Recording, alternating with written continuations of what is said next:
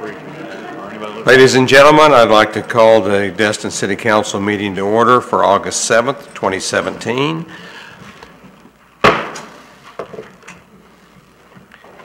Is the Reverend Dewey Roberts in the audience? Don't see him.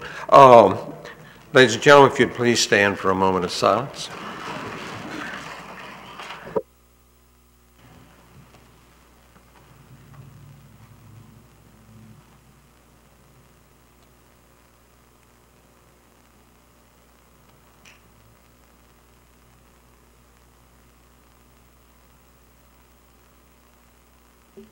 Councilmember Marler, would you mind leading us in the pledge? Yes, Mayor. I pledge allegiance to the flag of the United States of America and to the republic for which it stands, one nation, under God, indivisible, with liberty and justice for all.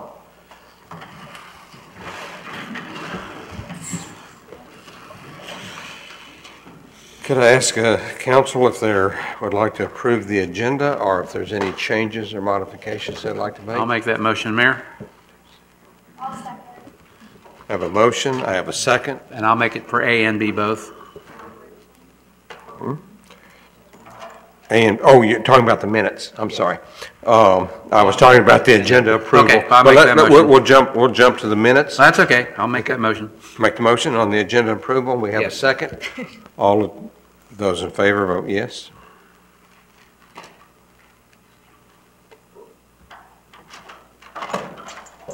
Mayor, I do have an item to add to the agenda. What? Is that not what we're doing? Yes. I'm sorry, I didn't hear your question. I have an item I'd like to add to tonight's agenda. Oh, okay, that's what we're doing. He wants to add something, so we get it. Let's unlock the voting, please. And we'll You're go doing back. minutes. No. I jumped the gun.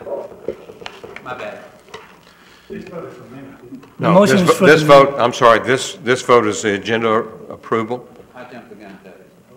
And this is the time to add. Okay, what I have is, we have an application, there's a permit.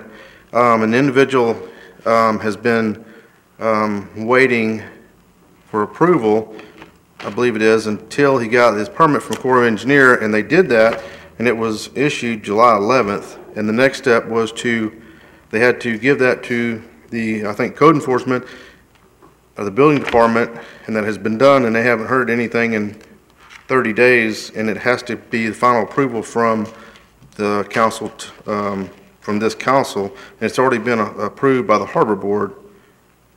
And I'd hate for these people just to have to wait another 2 weeks when it's already been approved and it's been sitting on the table for 30 days to be, it was supposed to be put on this agenda, and for whatever reason, it didn't make it. And I'd like to add that tonight so they can go ahead and get their approval, their final approval from the council, so they continue with their dock slips. May I ask what item this is, sir? You did not bring this to my attention before the meeting. It was brought to my attention 1 o'clock today. Can you tell me what item that is? I can give you a permit number. It's William Wilson. It's for a boat slip, 601 Choctaw Drive, Destin, Florida. Well, the problem with what you're asking to do, sir, is that you want the council to vote on something that I don't know whether or not staff has reviewed it. If there is some reason why it was not brought forward tonight, I can look into it for you, but I can't tell you whether there was a good reason why it wasn't put on the agenda or not. Well, the only thing they were waiting on is their core permit, and they have that, and it's been given to our code enforcement, which we basically don't have a code enforcement anymore. Should we make an official motion to allow him to add this to the agenda so it can be discussed later in the agenda? Go ahead. Yeah, go ahead and move to add it to your section, Mr. Braden. That's the time to do this right now, and then we'll hit it up under section 8A when we get to your. Okay. I'll just add that under my name, Mayor. Okay, you withdrawing that? If I can add it under my name. Under your name? I'll just discuss it at that time. It'll go under your name. I have one also that I would like to in fact, bring up at this time. We have 3 members going to the League of Cities meeting, and I apologize for this not being on the agenda, but the League of Cities asks for 1 voting member each year. I'm afraid I seized that last year, and I became the voting member only because I guess I registered first and became the voting member. But that probably ought to be that ought to be your decision to make. I don't think Carice would like to be that. I did it last year. Would one of the 2 of you like to do it, or would you like to? No, I don't want to do it, but I think you should. I have a motion, and I'll be the voting member. Any objections? I'll second the Okay. We won't bother to vote. We'll just take that as an approval. Now, if you would like to approve both minutes together, we'll accept a motion. Mayor, they still have to approve the agenda. Did y'all vote and do a 2/3 vote on that? I think Rodney, I'll second Rodney's motion. Okay. We have a motion. We have a second. Any further discussion? If not, I call the vote.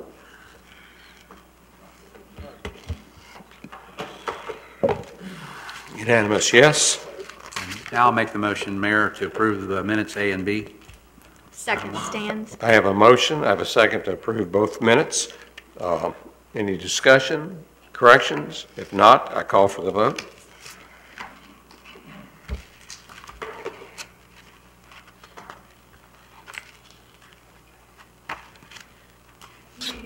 Mr. Morgan? Unanimous, yes.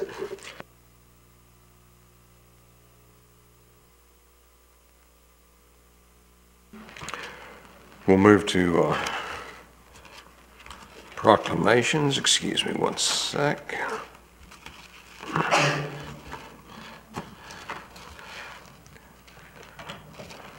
I think we are honored tonight to have the pleasure, or at least I'm honored tonight to have the pleasure to introduce to you 2 outstanding citizens, Joe Farron and Dana Williamson, are both employees of the Holiday Beach Resort in Destin. Their heroic actions on the morning of May 13th, 2017 saved the life of a young child who was with his family visiting from Utah. Tonight, we'd like to acknowledge and thank them for their life-saving efforts with a proclamation. If I could ask Joe and Dana to please join me at the podium, and we'll read the proclamation.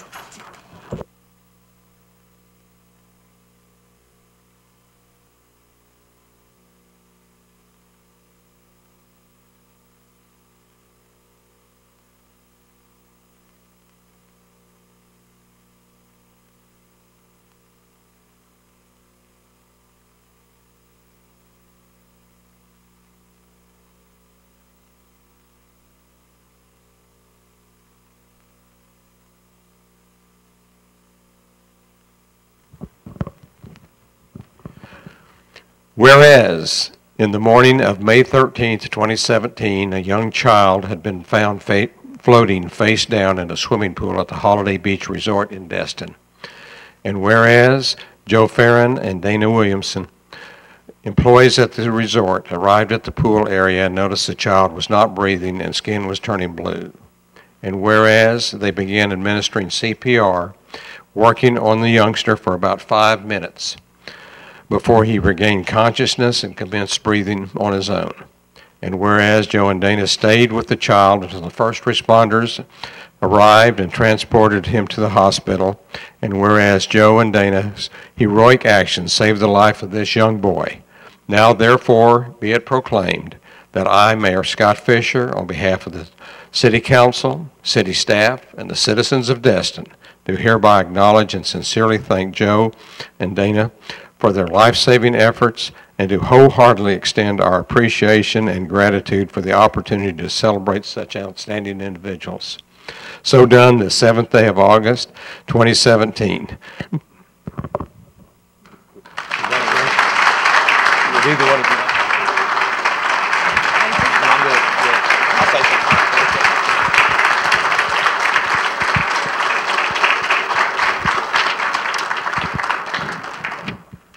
The only thing I really have to say is thank you for allowing us to come up here tonight, and the pleasure is ours, I think.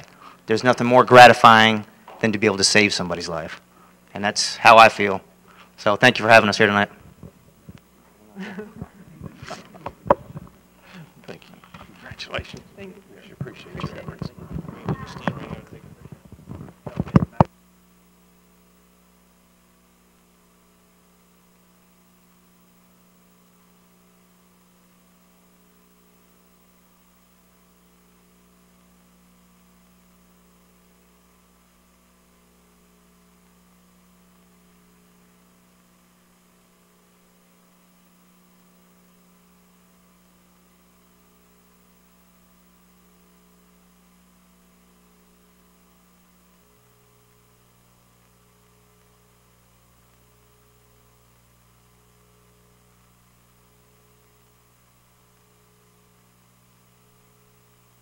Also in the audience, I believe Megan Wood is with us tonight.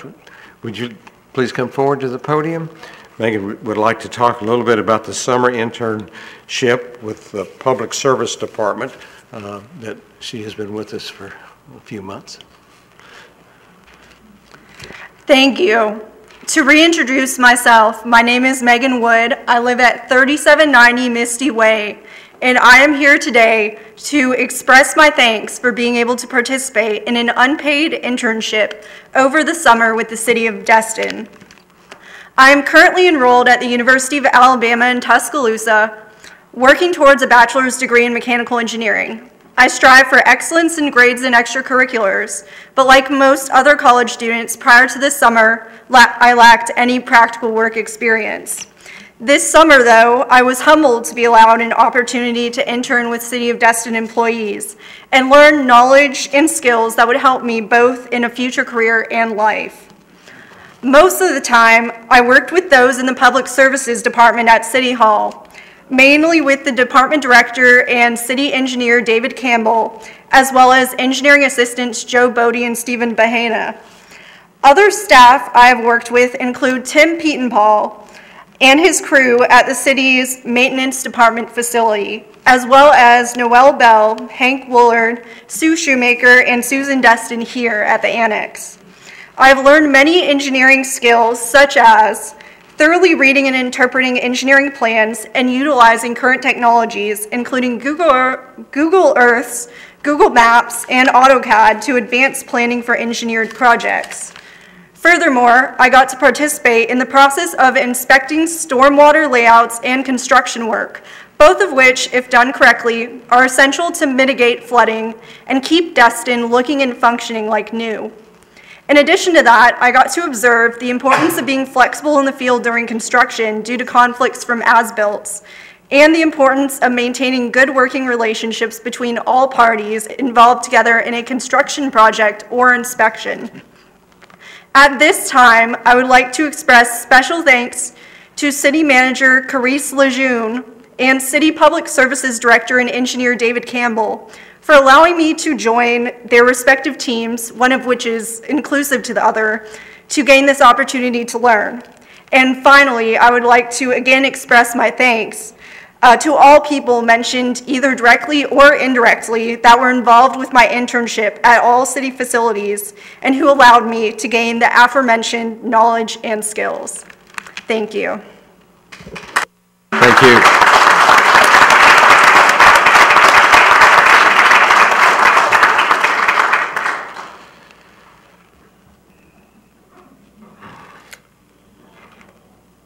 Now we'll have a presentation by the Destin Chamber of Commerce. Mr. Moody, will you be making that?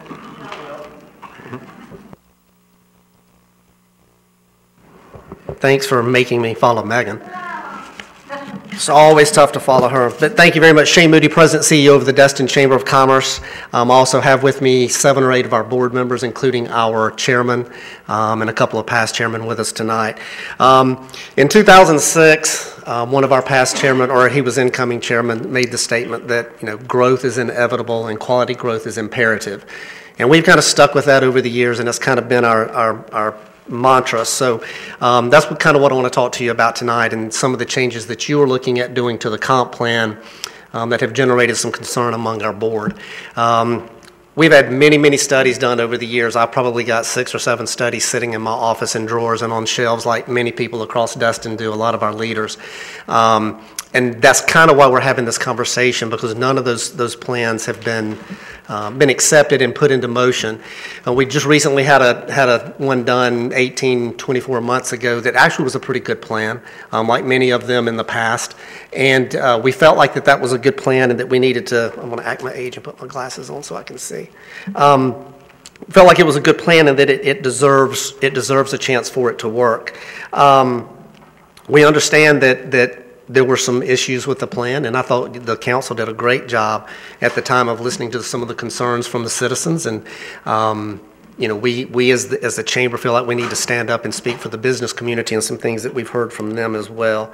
We're lucky in Destin. We've got a vibrant business community, and that community provides tens of thousands of jobs that help create the quality of life, quality of place that we all have here and for our residents.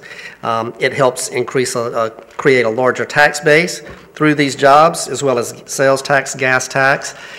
Think about the effects that Destin has on the rest of Okaloosa County because of what we generate here. So the vibrant business community is very, very important. We're concerned that if you decide to limit residential development by limiting the heights of the building, that will hurt the business community and the economy here.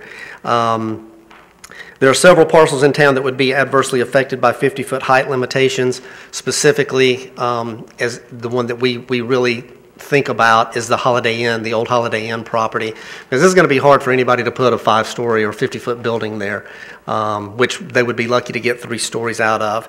So it'd be hard to get a good return on that investment. It would also prohibit proper redevelopment in certain areas where maybe we could put some workforce housing. We need to go a little bit taller than 5 stories or 50 feet to get that to work. And you've all have seen this. I'm trying not to read to you. But workforce and affordable housing, which has been important to this community for years. I think Councilor Marler started that conversation 10 or 12 years ago. I know I had just gotten to Destin when that conversation started.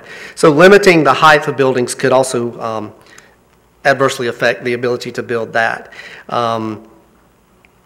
We also think that to require buildings in the harbor to be measured from the water's edge rather than from the crown of the road would be a mistake as well. I think that would really damage the ability to build in the harbor, redevelop. We don't necessarily think that there should be 15 to 20-story buildings all over the city. That's not our position, but our position is don't limit the folks that need to redevelop. Don't hurt redevelopment opportunities by limiting the buildings to just 50 feet. We're also in support of the Calhoun mixed-use village along Calhoun Avenue, just because it would make a great transition area, create a pedestrian-friendly area, and help create some more parking. We ask you to please stick with the multimodal transportation district, that we understand adjustments will have to be made there, especially where Calhoun and Stallman and 98 are concerned. But don't go away from the multimodal. Let's get the crosstown connector done. And then as always, you've heard me say many times, we don't envy your position because you've got 13,000 people that live in the city limits, but we're a city of 45,000 people, and our issues are big city issues. We're a small city, small town with big city issues. So we encourage you to think about the 40,000 people, the 45,000 people that are affected. Holiday weekends, 80 to 100,000 people here, as we've just experienced over the last several weeks. So that's my presentation. I know you've seen it and you've read it. And if you have any questions, I'll be glad to try to answer them for you, or ask one of my board members who may have the answer to come up as well. Council members, questions, comments? Thank you very much. Thank you. Appreciate it. Thank you. I'm sorry I forgot to announce earlier, but anyone that would like to speak in the public comments section of the meeting, which is coming up next, you need to fill out a blue card and give it to this gentleman, Ray. Okay.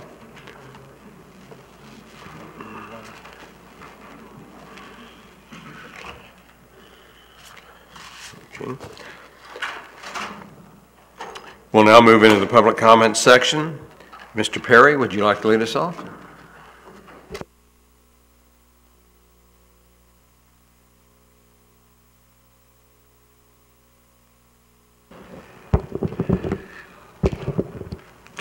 Claude Perry, 732 Harbor Boulevard, Destin, Florida.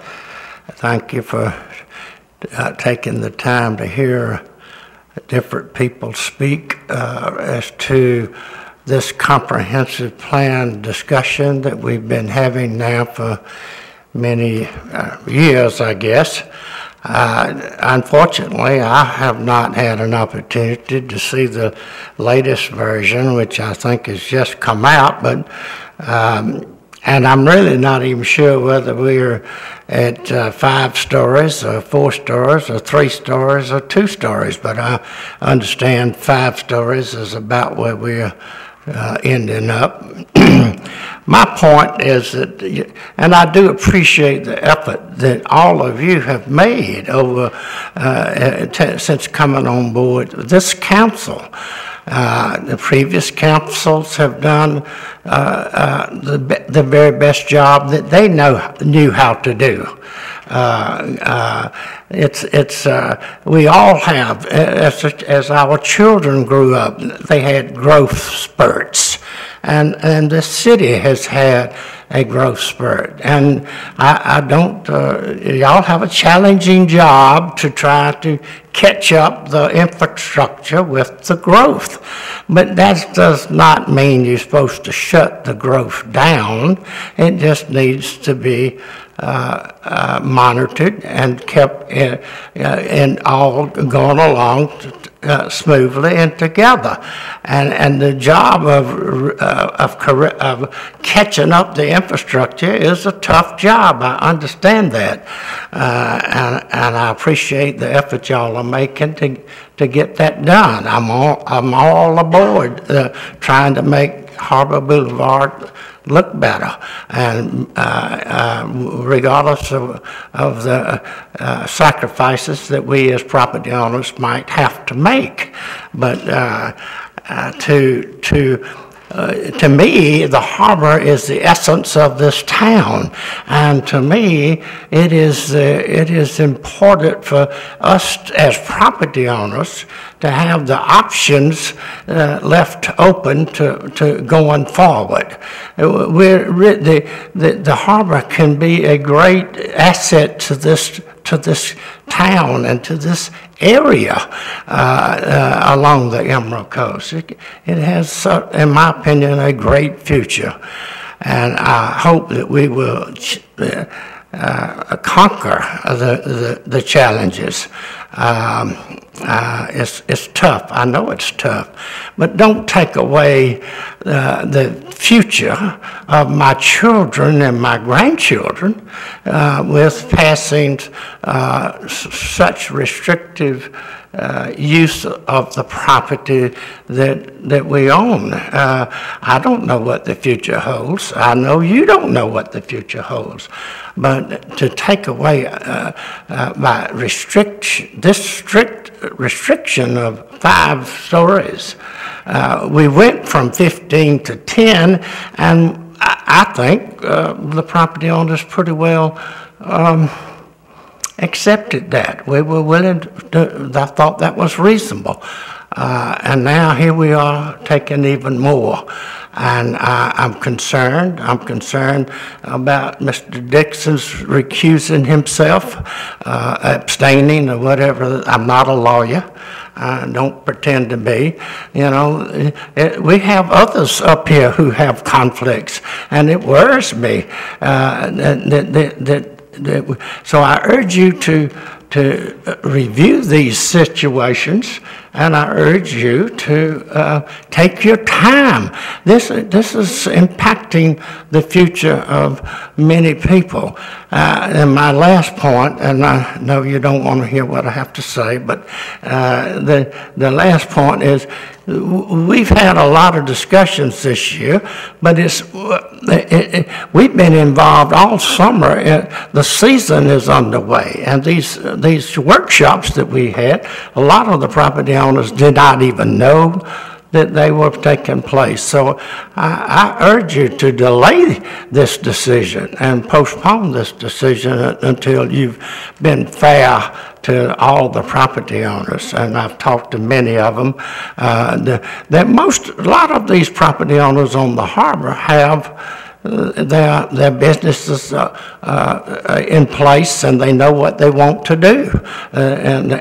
There's not many of us left that still have some questions as to what they want to do in the future. So don't rush. Yes, we've been working at this a long time, and there have been lots of changes, but don't rush. Please don't do that. Thank you. If anybody wants to ask a question, I'd be glad to undertake to answer it. Questions, comments? Thank you, sir, and we always are happy to hear what you have to say.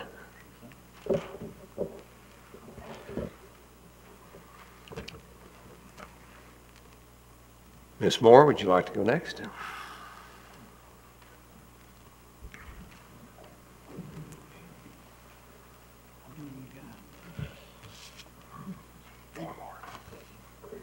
Thank you, Mayor and council members. I appreciate the opportunity to speak this evening. I'm Lee Moore, and I'm representing Howard Group. And I feel a little bit like a broken record again, but we have held and promoted the same beliefs about the future of Destin for the last 21 years, and we still feel the same way.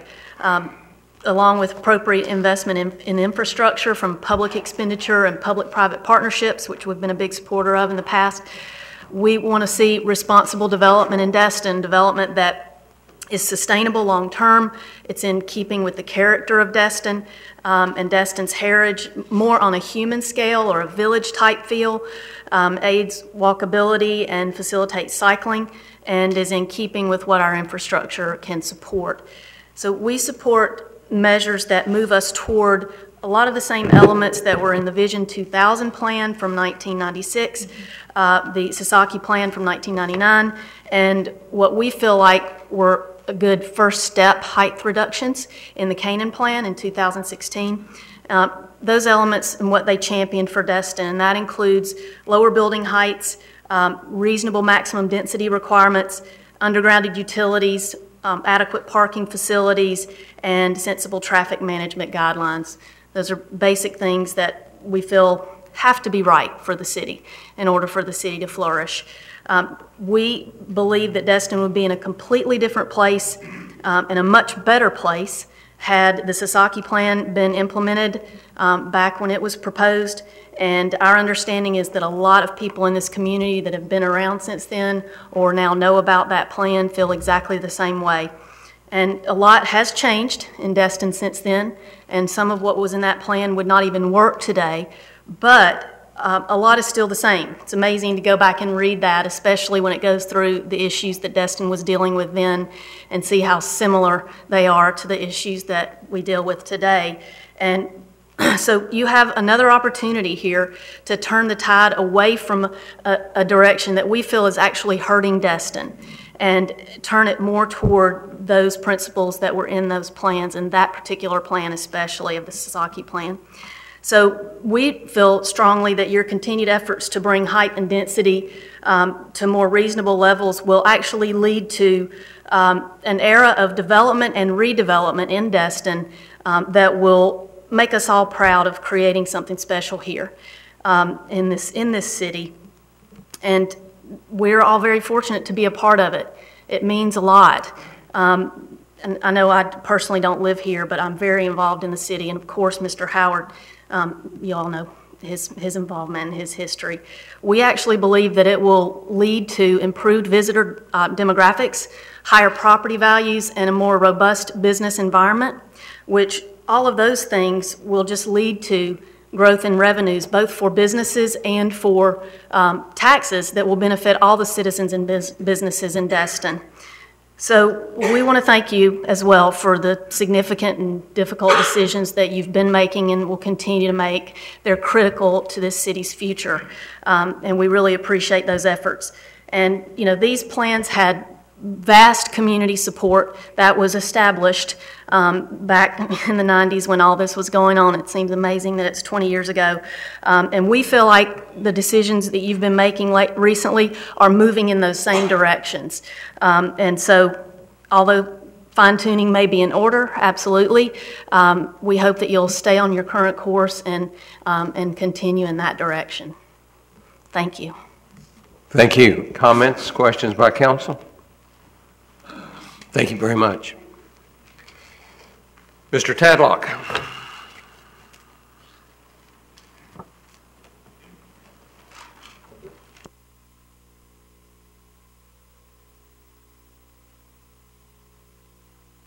Honorable Mayor and councilors, I'm Guy Tadlock. I live at 502 Noriega. This morning in a duly called meeting by the Holiday Isle Improvement Association, they appointed me to make a few comments tonight in support of the comp plan.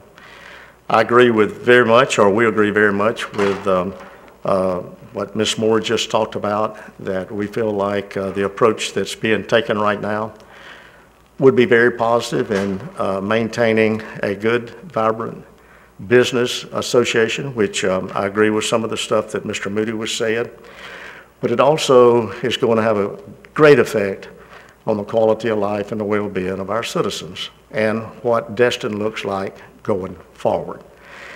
And having mentioned that, I know the Chamber of Commerce, the Greater Destin Chamber of Commerce, has really done a great job for the city of Destin. We are, not only for the city of Destin, but the greater area of Destin. And we certainly applaud that. But I think at some times we have to step back and really take a look at the direction that we're going. We can't keep going like we're going right now. In my subdivision, we're losing people. We have an exodus of people. We've lost 4 this year, and I think we've got a 5th one that is about to leave. About the same number the previous year.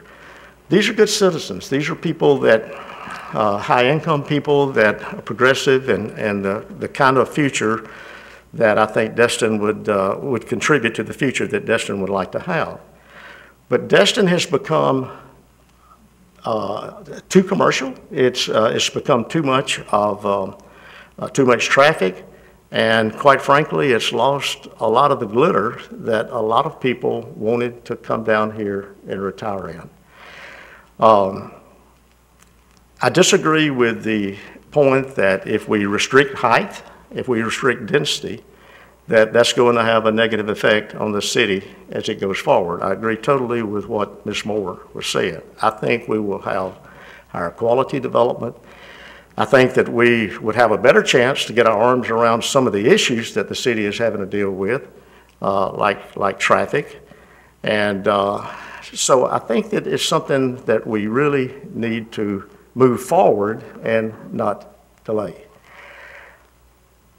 I would shudder to imagine how much money has been spent on attorney fees and time and effort on this comp plan. Mr. Marler is kind of leaning back. I think he has been involved in it maybe for the last 4 or 5 years. And we have kicked this thing back and forth. You know, we hired a consultant company to come in, Canaan and Associates. It was a very fully vetted meetings that were had. They called in the principals from all the major areas, and it was really good turnout and a lot of really good information was shared. I think the people have spoken. We need to kind of get our arms around development. We need to be a little bit more realistic. We need to try to drop that back, the intensity and density of some of the things that we're doing, and try to make Destin a more attractive place to live. Thank you very much. Thank you. Questions, comments by members? Mr. Shelton?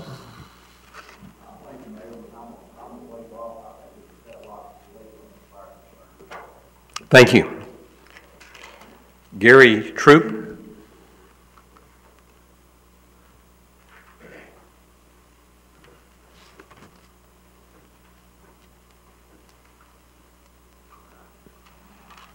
Good evening, I'm Gary Troop at Shire. Gary Troop, 86 Shire. I just wanted to echo the same that was just said, is that I think lower density, lower buildings would be better for Destin in the long run, and I think enhance the city and ultimately, at the end of the day, create more business. Thank you. Thank you. And we're going to shift to item 7A, Catherine O'Leary.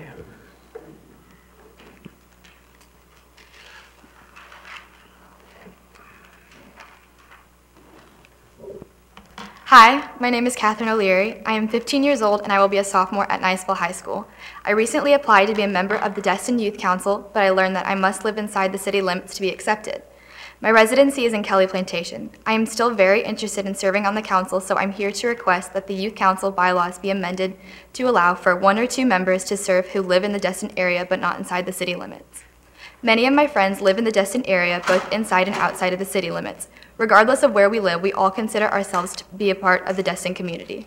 I am interested in serving this community, and the Youth Council seems like a great way to do this. I am currently active in both my school and community. I am the sophomore class president, editor for Key Club, a member of the worship and leadership team at my church, Cross Point, and a writer for the Kelly Plantation magazine. I would like the opportunity to apply my leadership and communication skills to the Youth Council to do my part to make our Destin community better. For your reference, I brought copies of my application and articles I've written for the Plantation Living magazine. By opening up the Youth Council to 1 or 2 members who live adjacent to the city, you will be promoting unity with city residents and the surrounding community.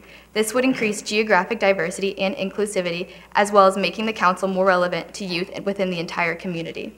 This also allows the council to be more informed with all happenings in the area and give the people living outside the city limits a way to invest time and energy to make Destin better. As a member of the Destin community, serving on the council would be both an honor and privilege. Thank you. Thank you. It'd be an honor and privilege if Kelly Plantation came into the city, too. Annexation. Please. That is the last of the cards, and we'll move into city manager's report. Mayor, do we need to take action on that? I believe that's an agenda item under the consent. Okay, gotcha. Thank you. It's under the consent agenda. But can we pull it out? I think Mr. Bailey had a few concerns with the bylaws, amending the bylaws. Mr. Bailey, did you address that? Yeah, Destin Youth Council? Yeah, you can pull it now. Just to forewarn you, if y'all were to make that change tonight, actually we would have to go back. I believe it's in the ordinances that all members of any of the boards have to be residents, so we'd have to go through that process first, so it wouldn't be able to just be done tonight. So I would like to pull it when we get to it, I guess, or pull it now. It's your call. By pull it, you mean remove it from the agenda and not discuss it? No, pull it from the consent for discussion. Okay. That will take a vote of the council, Mr. Attorney. I'll second that. Actually, any member can pull any item off the consent agenda. Okay, even though it's not at the. Do we need to stay in order though, or can we pull it and do it now? You don't have to move on it, but you need to wait till we actually get after the public hearings to consider that. Unless if y'all want to consider it now, y'all need to move by supermajority to consider it now. Okay, we'll just pull it at the consent agenda. Okay, now back to the city manager, Ms. Lejeune.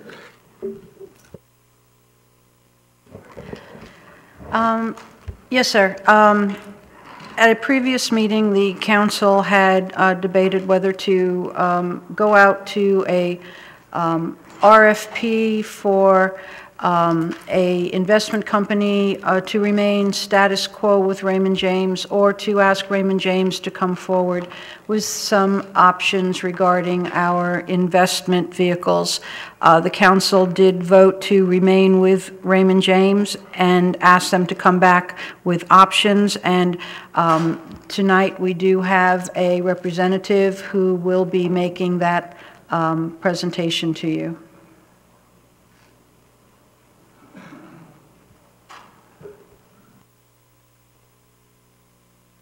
Please state your name and address.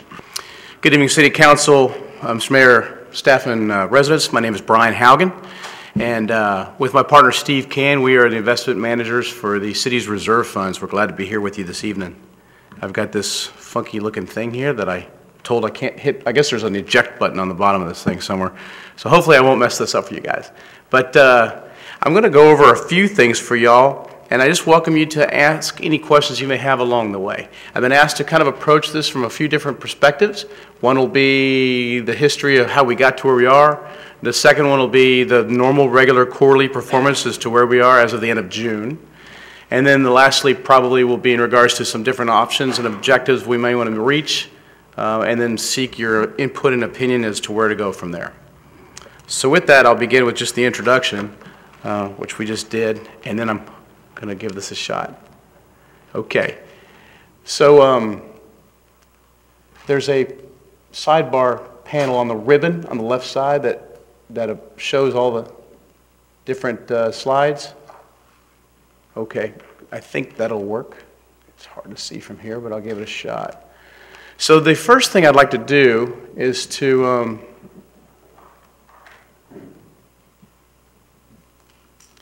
this is the state statute that speaks to where we came from, and I'm only doing this for historical purposes so that we know not everybody that was on the commission or the council at the time are here still today.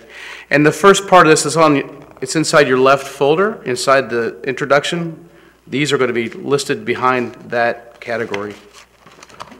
And with that stated in resolution in the state statute, the highlighted areas that you see before you, it starts off by saying such policies regarding investment policies for municipalities shall be structured to place the highest priority on the safety of principal and liquidity of the funds. The optimization of investment returns shall be secondary to the requirements for safety and liquidity. Further, it states that the investment objectives shall include safety of capital, liquidity of funds, and investment income in that order.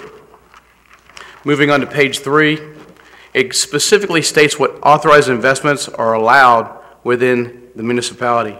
And it says that the resolution invest and reinvest in surplus funds in their control and possession, oh, thank you, are located in the subparagraphs A through I.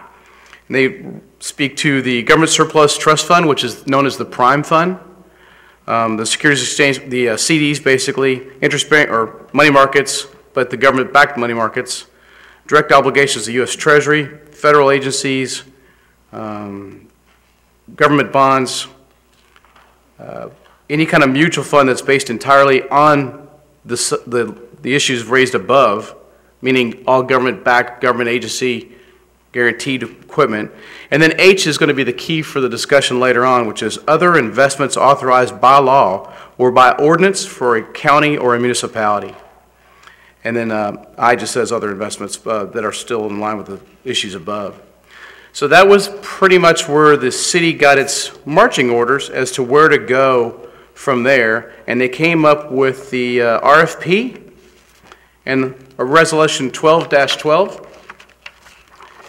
And when that came forward, it's basically said that in the highlighted areas, there you go. It says, whereas the city can improve its yield on surplus funds without sacrificing financial safety and flexibility.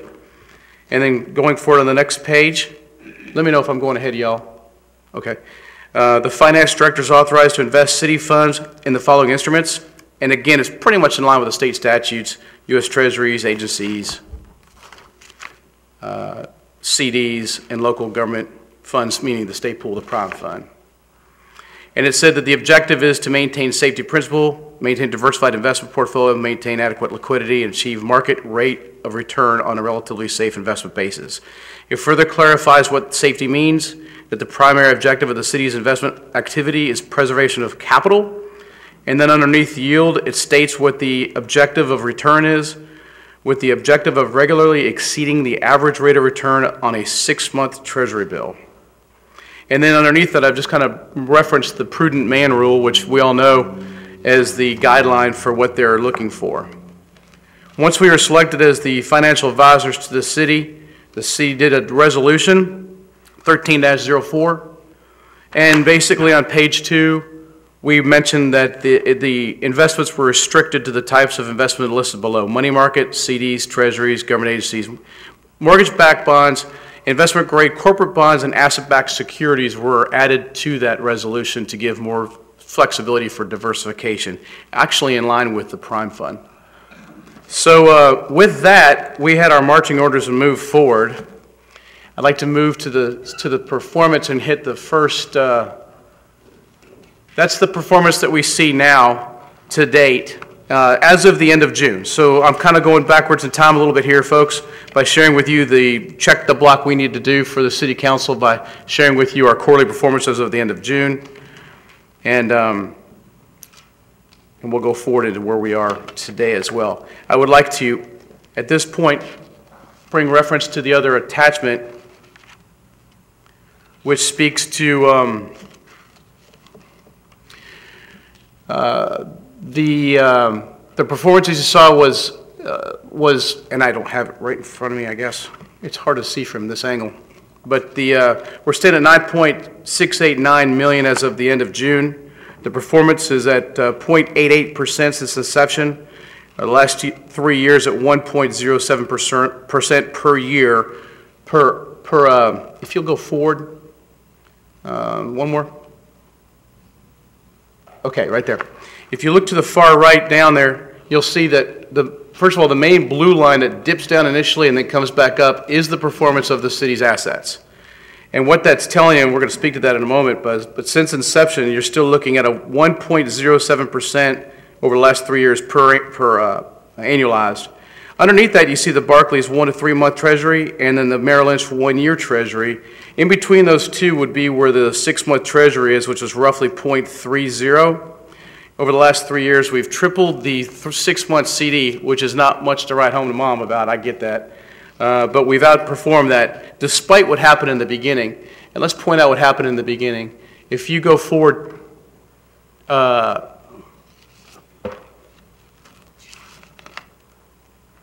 per fund. Okay, right there, thank you.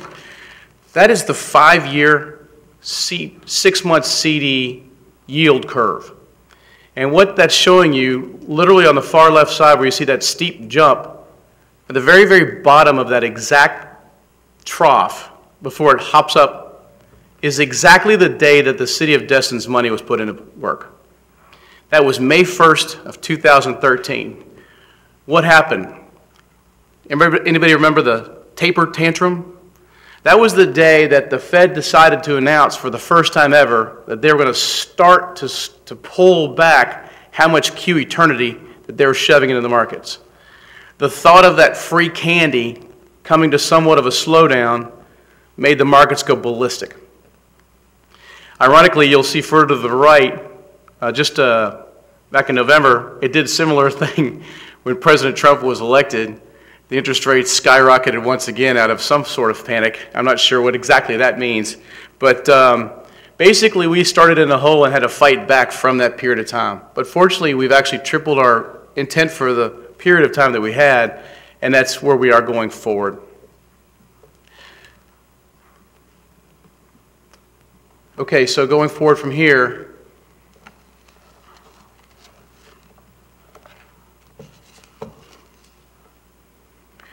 the other investment options that we're looking for, if you'll slide forward. You have all this stuff in front of you, so I don't want to bore you with a bunch of details unless you have questions for me. Keep going. Keep going. I do have a question. Yes, sir. Was there anything in our proposal that the city required you to invest all the funds at the lowest point?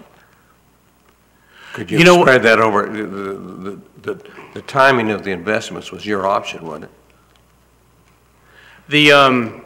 Yes and no. The timing of it was based primarily on the political process, where we started on the process initially from the selection as from the RFP to the time of getting everything through and approved through the resolutions took roughly 3 or 4 months, and it wasn't their timing so much as we had to go through our political process. We had to pass a new resolution outlining how the funds would be used. I understand that, but once the funds were available to them, did we require them to invest them all immediately? They didn't get invested immediately, sir. It was roughly over the course of 6 months that the monies went in.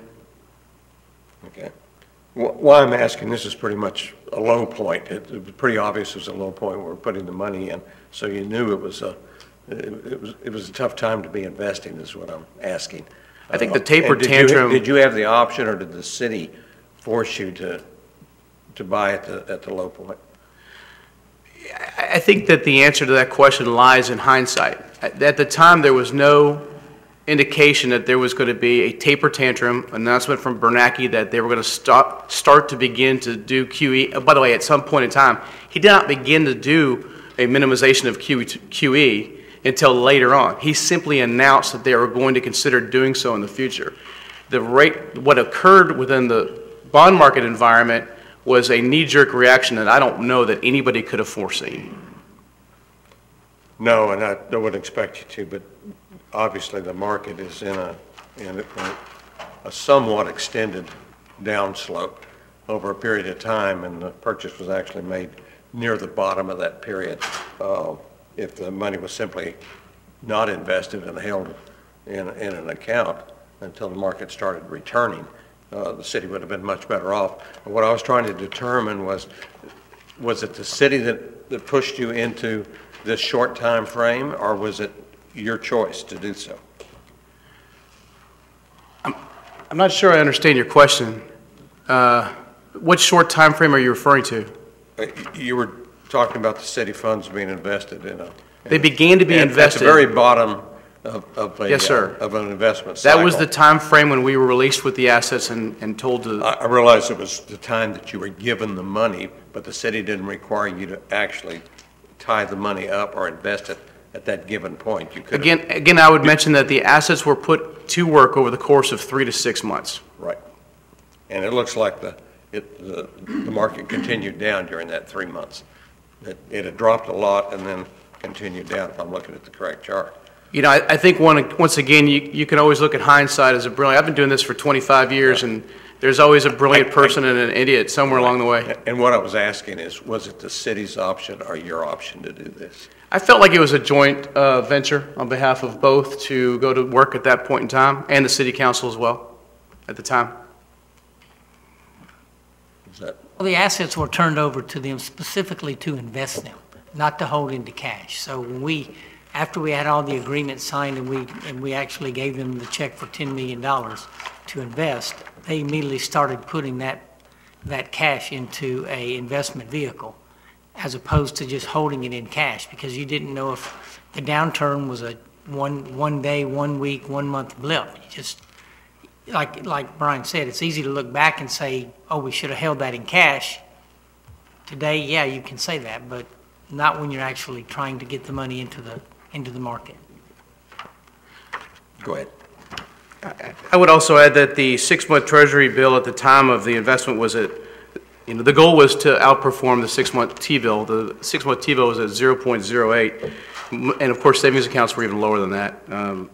Even 12 months ago alone, it was at 0.44. Because of the spike we've seen from the election, it's now up to 1.1.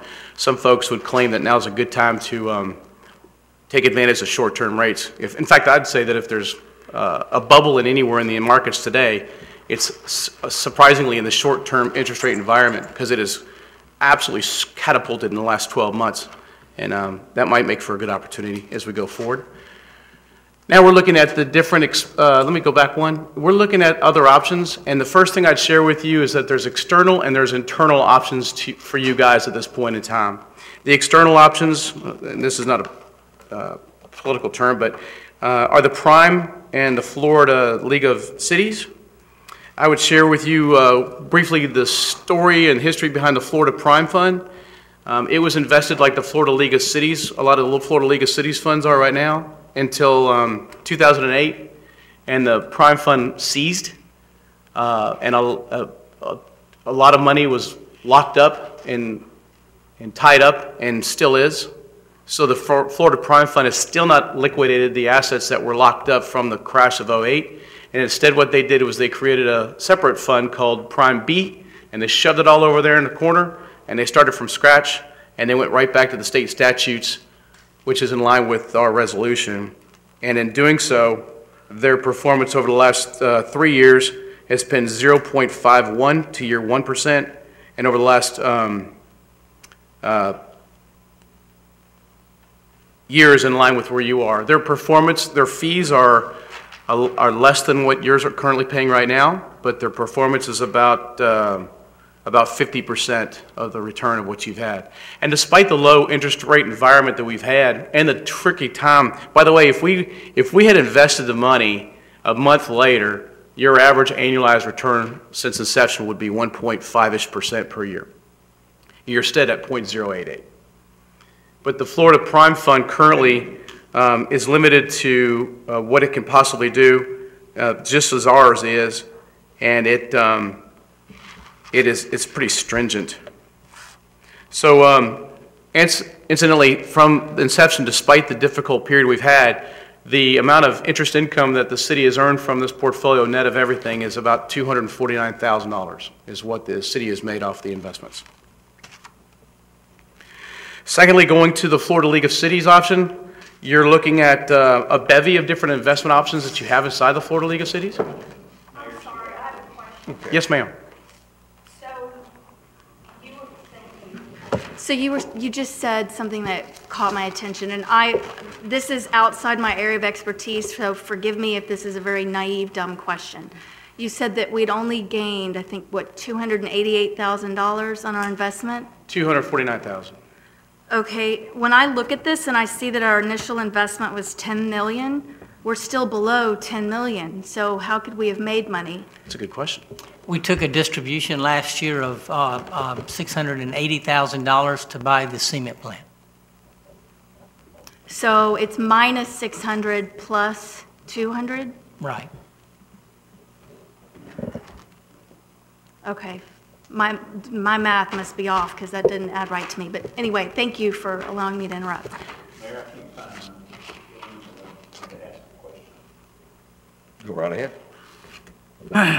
You went over this. We're on the CDs right now, and you've kind of we're fixing to go on to something else, I think. But basically, from what I see, is the CD rates, 5-year CD is 2.3%. What would be a problem if we were to take $2 or $3 million and put it in a CD for 5 years? Would it be? I mean, I'm asking I guess RAG or whoever else that would be involved in our finances, but why couldn't we invest $2 or $3 million in a 5-year CD? That's an option that the city council can take, and that's allowable under your current resolution, so it wouldn't require a change within the body of our current investment policy. Give me some positives and give me some negatives of that. Positive is the fact we're going to earn more interest rate. I understand that, but the negative of that, should we ever have a storm, would we, if we had to tap into that $3 million, is it going to cost us a bunch of money to do it? Or if it's one of those things that we're get down to where we have to get that money, is it one of the things that we can get it out without penalties, or can that be written into any kind of a CD? You know, each CD is written to its own terms, but that would be the only downside to a 5-year CD would be that it is locked up for 5 years, and there typically are penalties for breaking a CD. But I know in speaking with Brian, that's not always the case. So if we have some sort of extraordinary circumstance, like a correct. hurricane or something like that, could that be? We might be able to, or we might even be able to leverage it against a short-term bank loan with a bank, so that we could take the funds out without incurring a penalty and then paying it back when the CD matures, something of that nature. I think we'd be crazy to not take some of this money and put it in a CD, no matter where it's at, as far as a 5-year or a 4-year or whatever. We're getting less than 1% interest now, and we can lock in, looks like to me, somewhere around 2.1, 2.3% on a 5-year CD. I think we could take $2 or $3 million and put it in a CD and do much better than what we're doing now. I might also ask, we seem to be adverse to laddering. You could mitigate the 5-year problem with CDs by simply laddering these. That's correct. And you would. One other question, going back to the original chart. I hate to do that to you. Was this tied up for long term? What's the average maturity on these? The average maturity, there's 4 different investments. There's 3 that are in the same thing, which is extremely short term, immediately liquid, government-backed issues. At this time, they were short term. At the time you made this investment. Still are. And the fourth one is the reserve fund. And that one has got some, that's the one that has the corporates and the asset-backed funds that are longer term. The short-term duration is probably a year, and the reserve funds is still within, I think the duration is 2 to 3 years.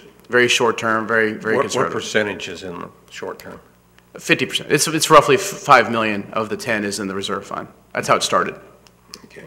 Actually, I would go back and say that with the short-term, then you don't see any practicality in laddering these because of the short-term nature. Well, not only, there's three answers for that question. The first one would be the short-term investments, although lagging logically behind the reserve fund's performance, is the perfect place to be in a skyrocketing short-term interest rate environment. It should do well going forward comparatively.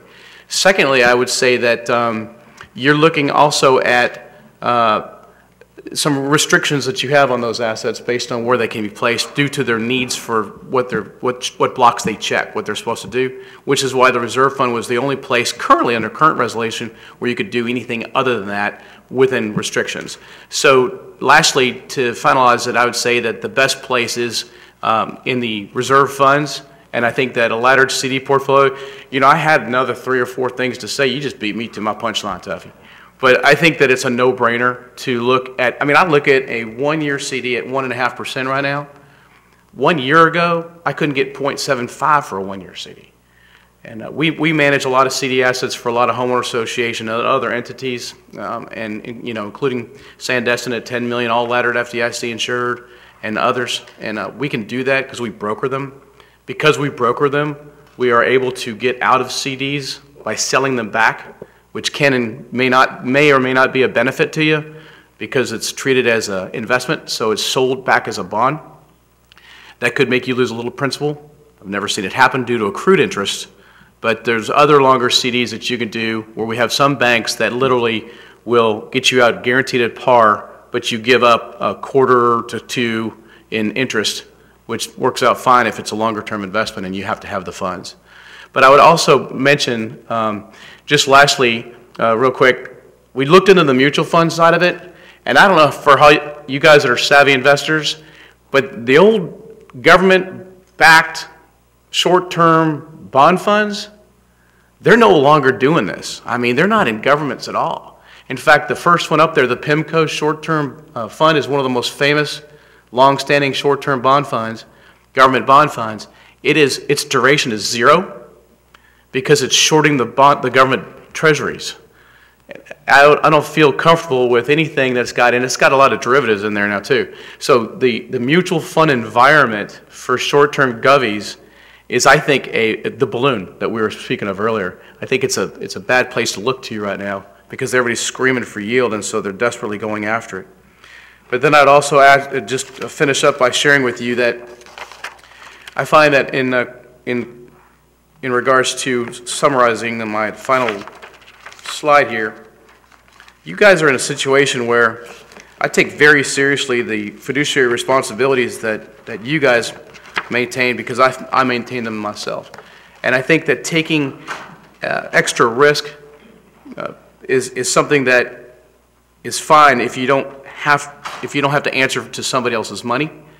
I feel very strongly as a local financial advisor.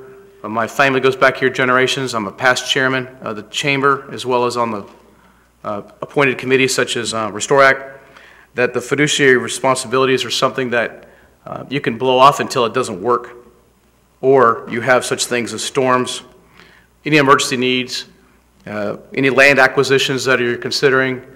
These kinds of things require the liquidity that not only requires you for like, say, for example, land acquisitions, you would still need to have reserve funds for storm funding and emergency reserves and emergency needs.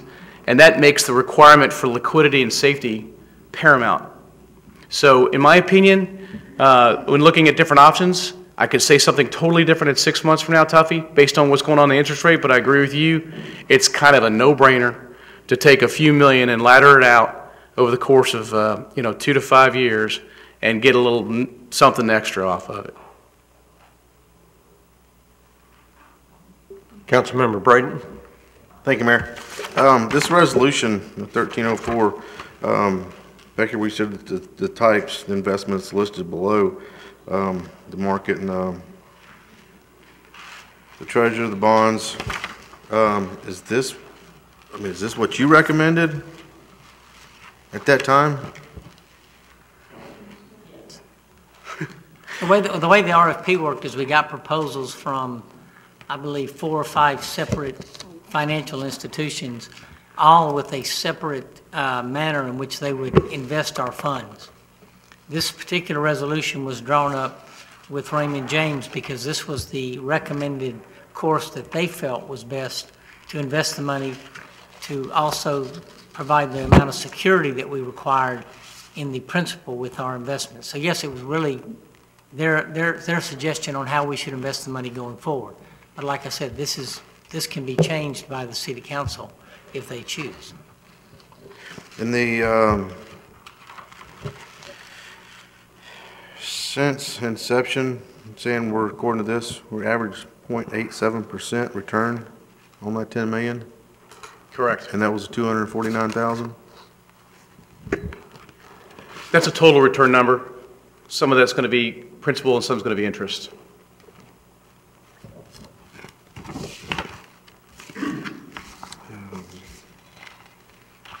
You have our total return excluding interest. That's our total return, which includes interest. How about excluding interest? I don't have that in front of me, sir. That does bring up another point. This is pretty complex data, and I think we have a requirement to be presented to the council by no later than Thursday prior to the meeting. This is awfully tough to dig through while we're trying to conduct a meeting. And I would just caution everyone that this is the kind of data that is not real timely. It can be presented so that we have time to study it and know what we're dealing with. Excuse me, Councilmember Ramswell. I'm going to pass for now because I think I answered my own question through Google. And I don't want to sound more naive than I did a while ago. So I'm going to pass for now. Thanks. Councilmember Dixon. Yes, I know we have a lot of meetings coming up, but I truly think that we're probably not going to be able to get everything satisfied tonight at this meeting. I would suggest that maybe we have a 5 o'clock meeting next time we have a city council meeting or something like that to be able to sit and discuss this, to be able to, when we're coming up on our slow time, to be able to discuss this and be able to make some recommendations and because I don't think we're going to be able to get there tonight. I mean, it's too much. It's too much to try to go through tonight and try to make sense of and everything else. So I think we need to have a special meeting of some kind to flush this out. I obviously agree. Does any member of the council object to that? Can we just do that by consensus? On the 21st, I think we've already set aside some earlier times. I think y'all would have to pick 5 o'clock or 4:30 to do that, huh? Well, we can do it the first meeting in September too. You good? So, yeah, 5 o'clock, first meeting in September. I'll make a motion to that effect. We have a special meeting concerning our investments on September the, please help me somebody. September 6th. At 5 o'clock. I'll second it. Have a motion. We have a second. Any further discussion? If not, I call. Mayor? Sorry. May I ask a question? Yes. Is it a separate meeting from the regular meeting? It'll be before the regular meeting. Before, okay. Because I was the finance director, if that's going to affect the trim notice, but it's a separate meeting, so. Oh, yeah, well, Yeah, our budget notice will be for 6 o'clock, so we couldn't bring up the budget prior to 6 o'clock anyway, so it doesn't matter for us. But this, we could also do this as a workshop and then have it on the agenda at the regular 6 o'clock meeting if we decide to make a decision. Yeah. You made the motion a special meeting. We'll stick with that. Let's do it. Okay. No further discussion. I call for the vote.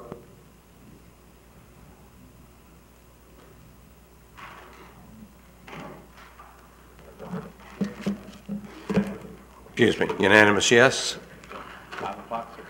Is that, you want to We'll take a start quick that? break. Could we please have all the data at least a week out on this and study it, as well as, I'd like to see some comparisons as to how the League of Cities I'm sure he means you too. performs. Yeah.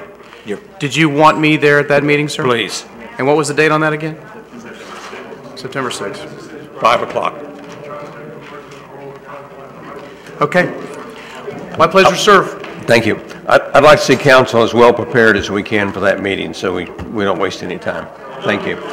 We're going to take a 5-minute break.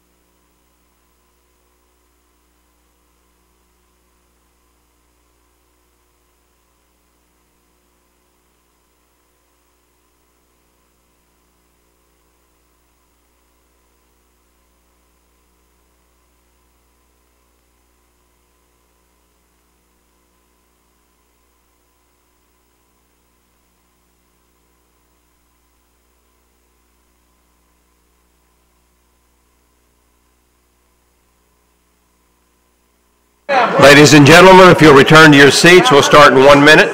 Green apples and red apples. I like apples. Add some salt. Green apples great with salt. That's why I wanted to eat green apples.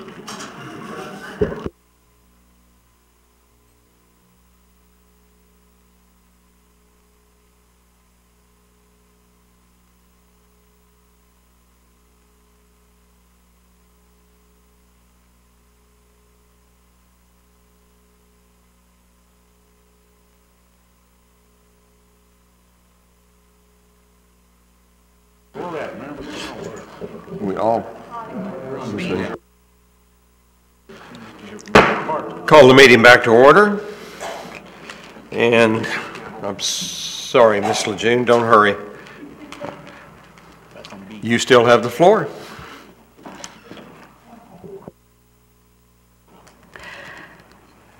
Yes, sir. So the next item is the ancillary benefits and health plan renewal recommendations. And we have Mr. David Barton here this evening, who is going to discuss and let the council know some of the issues that we've had this year with our health insurance renewals. Good evening, everybody. Just wanted to share some history about this renewal, as it's been much different than it's been in the past. The history with your company has actually been very good, so I wanted to start there. I always like to start in a good place. You know, when I look back from 2010 through this year's renewal, assuming that you guys go through with what we're suggesting, your PPO plan, which is your copay plan for your employees, keeping plans similar. We've had an average of a 3.3% increase over that 8-year cycle. That's about half of what we've seen with the Kaiser studies and what you're seeing from SHRM and all the other different marketing people out there that are looking at health insurance rates over this period of time. On your HSA, we always have an accompanying HSA plan, which has grown more popular over the years. We actually have several of your employees on that as well, and that's grown at an average of about 2%, so that's actually very good. Now, I don't do this by myself, so I have a lot of staff people, which is good. The only way I can do it. So we have a total of 8 of us. 6 of them are licensed agents, including myself. We have 3 people that have ACA designations as well with the Affordable Care Act to keep track and make sure you guys are doing everything correctly. So I think that's also very important for you guys to know. We are also a broker, so I don't represent Blue Cross, United Healthcare, Guardian, Aetna. I represent all of them, and I don't mind moving the business around. The reason we've been able to keep your rates down consistently is because we do shop your plans every year, okay? With the last year's renewal, we had a mere 53% increase from Aetna, okay? Now that's outrageous, but there's a reason for it. So you have to understand insurance is really not very complicated. You pay in premiums, and if we pay out more in claims, or the company does, than you pay in premiums, you're going to have a massive rate increase on a group this size. Because on a group this size, they're looking at 2 things. They're looking at claims experience. They're looking at your census of your employees. So when we look at your employees, you know, they're looking at males, females, the population of your employees, and their ages. So it's really those 2 things that drive the plan. So when we look at your Aetna renewal, I understand why it's 53%. We do have claims experience in here. I know what it is. I can't share that, as you know, because of the HIPAA laws, which are very stringent, but it's justifiable. So what I did is I went to the market, I went to United Healthcare, I went to Florida Blue with the information on the renewal. We have to give them that, obviously. In a group your size, under 100, they don't actually release claims data. But I knew, and I was told that your claims were well above 100% of what you paid in. So they do that. They do something called a GRX, which is kind of new in the industry. They can actually take your census, they can take the date of birth of your employee and their full name, and they know what kind of medications they're on. The interesting thing about that is that gives them very good perspective about where the case is going in the future, because they know if you're on blood thinners, you may have a heart problem. They know if you're on certain diabetic medications, it could be a severe case of diabetes. So they look at that as well, and that drives the rates. I was able to get United Healthcare to come in at a 32 or 33% increase over last year, but still about 20% less than Aetna. And Florida Blue came in at about 25% above last year.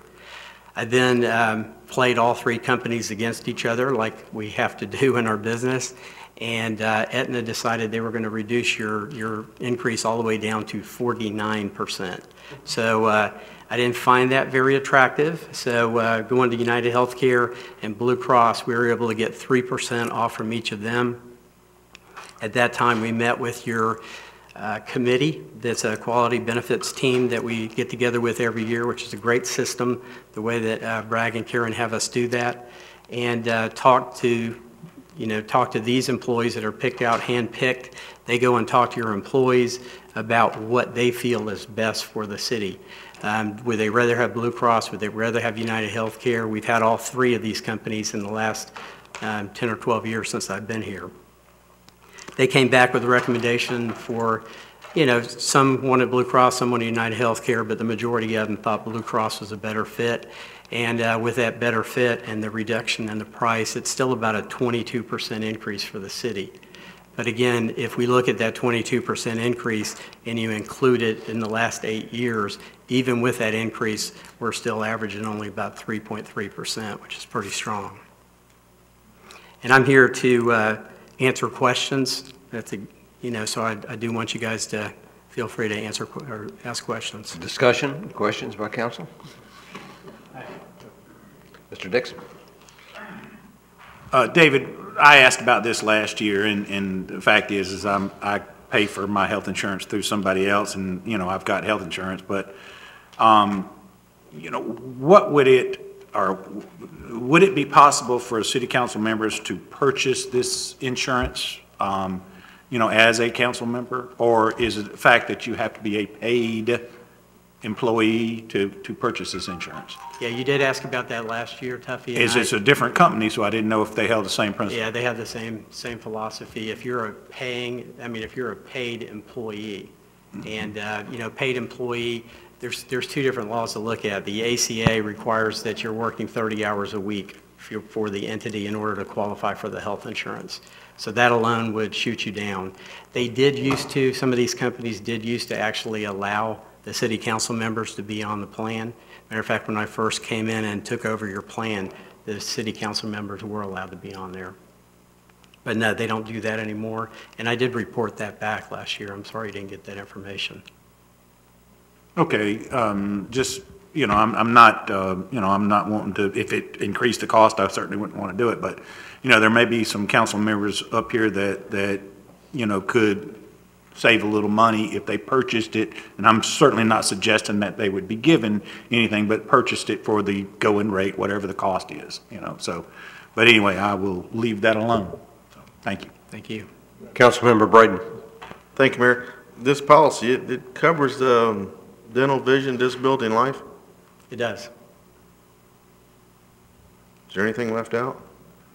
We have long-term disability, short-term disability, life insurance, voluntary life, dental, and vision, as well as we have a high claims policy, sort of a catastrophic policy as well with Guardian. And what that does is if one of your employees had a catastrophic event where they've actually they've been hospitalized, they met their out-of-pocket, it would actually pay them $1,000 towards that claim, which is very helpful for them as well.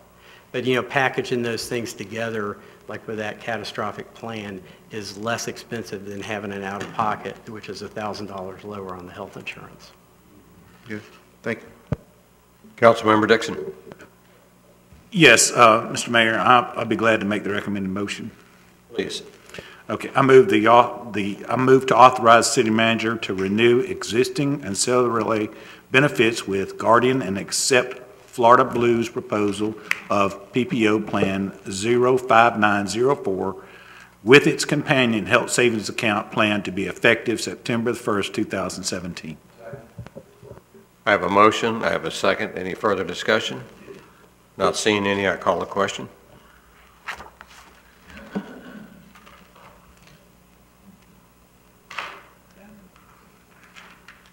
Unanimous yes. Ms. Lejeune, thank you very much. Thank you, guys. Yes, sir.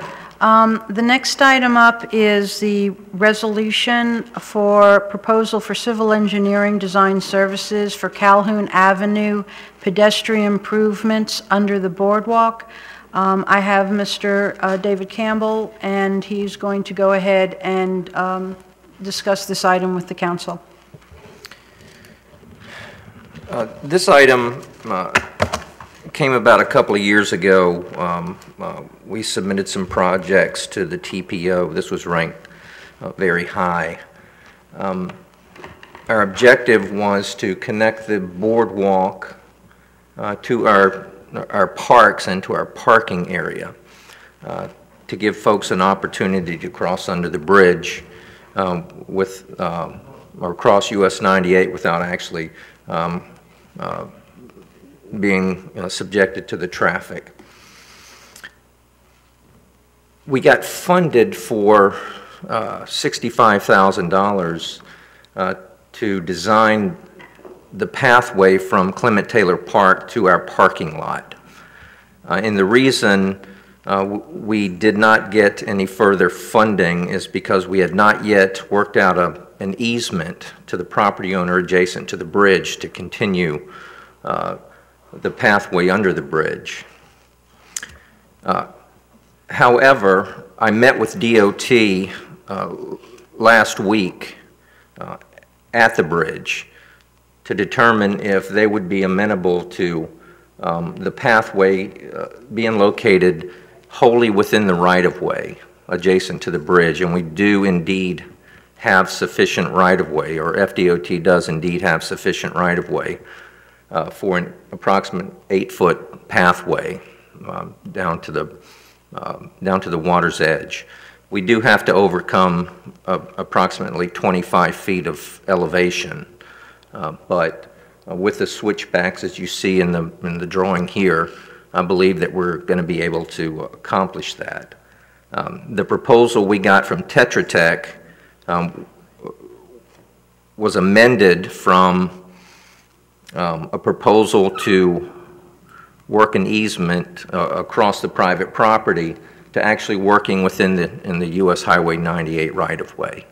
Therefore, we're not dependent on a property owner in order to get this project complete.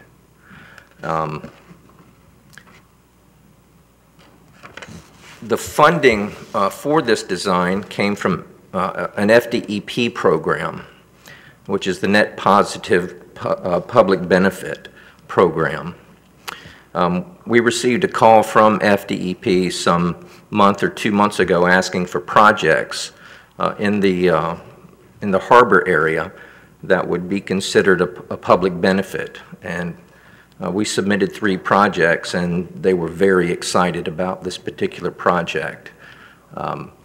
Essentially what the NPPB program is anytime someone builds a dock that exceeds certain criteria on the harbor, they have to pay into a fund.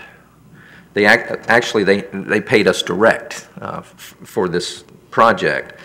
This enables us to do our preliminary design with approximately $12,000 left over. That would go towards a final design of the boardwalk under the bridge. The reason we were only able to accomplish a preliminary design is because of the constraints that we have under the bridge. There's a lot of riprap, there's a lot of concrete. We're not sure if we would be able to extend the entire boardwalk over the water, or we would actually design the boardwalk over mostly over the concrete that's under the bridge. So in order to determine that, we're going to have to do some preliminary engineering, and this proposal would cover that. So I would ask you tonight to look favorably on this project. And one other thing. Timing is relatively critical.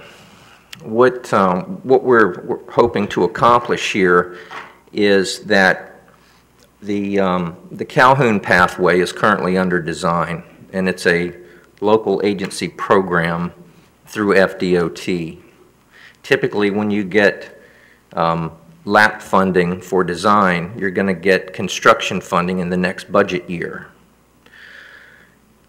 What we hope to accomplish is include this design in that LAP application, so we can get funding for the entire project, from Clement Taylor Park to our parking lot, up Calhoun, and down beside the bridge and connect up to the boardwalk. And Councilmember, any questions, I'd be glad to answer. Councilmember Foreman? Yes, Mayor, I'd like to make the recommended motion. Please. I move the council authorize the city manager to execute Tetra Tech work order number 35 in the amount of $29,854 for preliminary engineering design of a pathway and boardwalk under the Marler Bridge, pay for the engineering services with NPPB funds, and make the appropriate budget amendment. I have a motion. Second. I have a second. Mr. Dixon? How much time is it just going to take to design this? Do you have any idea? Because what I found with these projects is 3 years from now, it'll be 80% complete. And we never get 100% of anything complete. So how long, do we have any kind of time frame as to how long it will take to actually get this done? Well, I'm confident that we can get this, the preliminary engineering design before the end of the year. As far as the final design, I don't know how long it'll take once we determine what can be done, or how the design should be. Our goal is to get this to, get both designs to FDOT by March, so we can qualify for the LAP funding for their fiscal year 19, which starts in July. So we'll be pressing very hard to get this done. Okay, I guess I'll ask it a little different. How is it, what drawings or whatever is this almost 30,000 going to do for us? Is that what they're going to do? No, I did that this afternoon in about an hour. Go. That's what I was saying. why can't we do a little of this in-house? And that's what I'm saying. So that's a schematic and not an engineering drawing. We have to accomplish surveys. We have to do geotechnical investigation. We have to get with DOT to determine, the proximity of this structure to their bridge. What are they going to require specifically? So the preliminary engineering is really heavy on the fact finding. The final design, once we get this nailed down of where exactly it's going to go and how we can design it, should move along relatively quickly. You do understand what I'm saying, though. Basically, we sit here with these engineering projects that never get finished, never. Where they're always 80% complete, and if we're going to pay this $30,000, I want to know what finished product we're going to have. So the fact is that I would hope that some of these smaller projects could be done in-house, but I understand if we don't feel comfortable doing them, we got to outsource them. But I'll tell you, not getting the stuff finished is a concern of mine, and we do have a big problem, in my opinion, that we'll start a project and then we'll get 3/4 done with it, I guess, and basically that's where it sits. So I want to make sure that whatever it is we're going to pay for here, we get done in a timely manner. I assure you that that we'll be pressing extremely hard to get this project done. We do want to make the LAP deadline for that DOT funding. It's very important. Councilmember Ramsell? Thank you, Mayor. So this project would not require obtaining an easement from that neighbor? That's correct. Okay, I'm just concerned because in the letter dated May 15th to the Submerged Land and Environmental Resource Permitting Department, it notes that we're excited to accept this money and blah, blah, blah, blah, along the shoreline, together with a pathway through a future easement. So I'm concerned that that's a requirement that we can't make a promise on because we don't have it in our grasp right now. That's not the impetus of this, this program, the MPPB. They're essentially looking for positive public benefit. And whether we go through an easement or whether we use our existing right-of-way is of little consequence. It still accomplishes the same goal of getting pedestrians from the north side of the harbor under the bridge safely to the boardwalk. Excellent. So it's not a condition that has to be met? No, it's not. Excellent. Thank you. Councilmember Braden. Thank you. What do you anticipate the total bill being for the final 100% design of this? That's a difficult question to answer until we determine the method of engineering.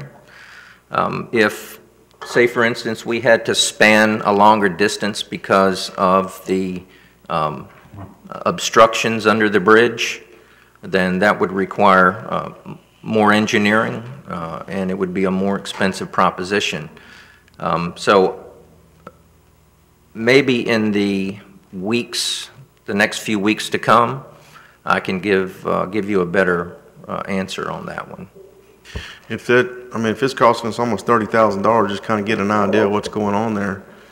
I mean, there's really no telling. I mean, we spent what, $160,000 designing the Heritage Park up there. Where are these funds going to come from? Well, right now, this is coming from the MPPB funding. Actually, the Destin Harbor Place wrote us a check in the amount of $42,935. So the actual preliminary engineering cost for this proposal is $29,854. So there will be some money left over to go towards a final engineering design. Well, there's no way even close to gonna cover it, the final engineering. So, I mean, did we budget for any engineering on this project in next year's budget, or I mean, where's that money gonna come from?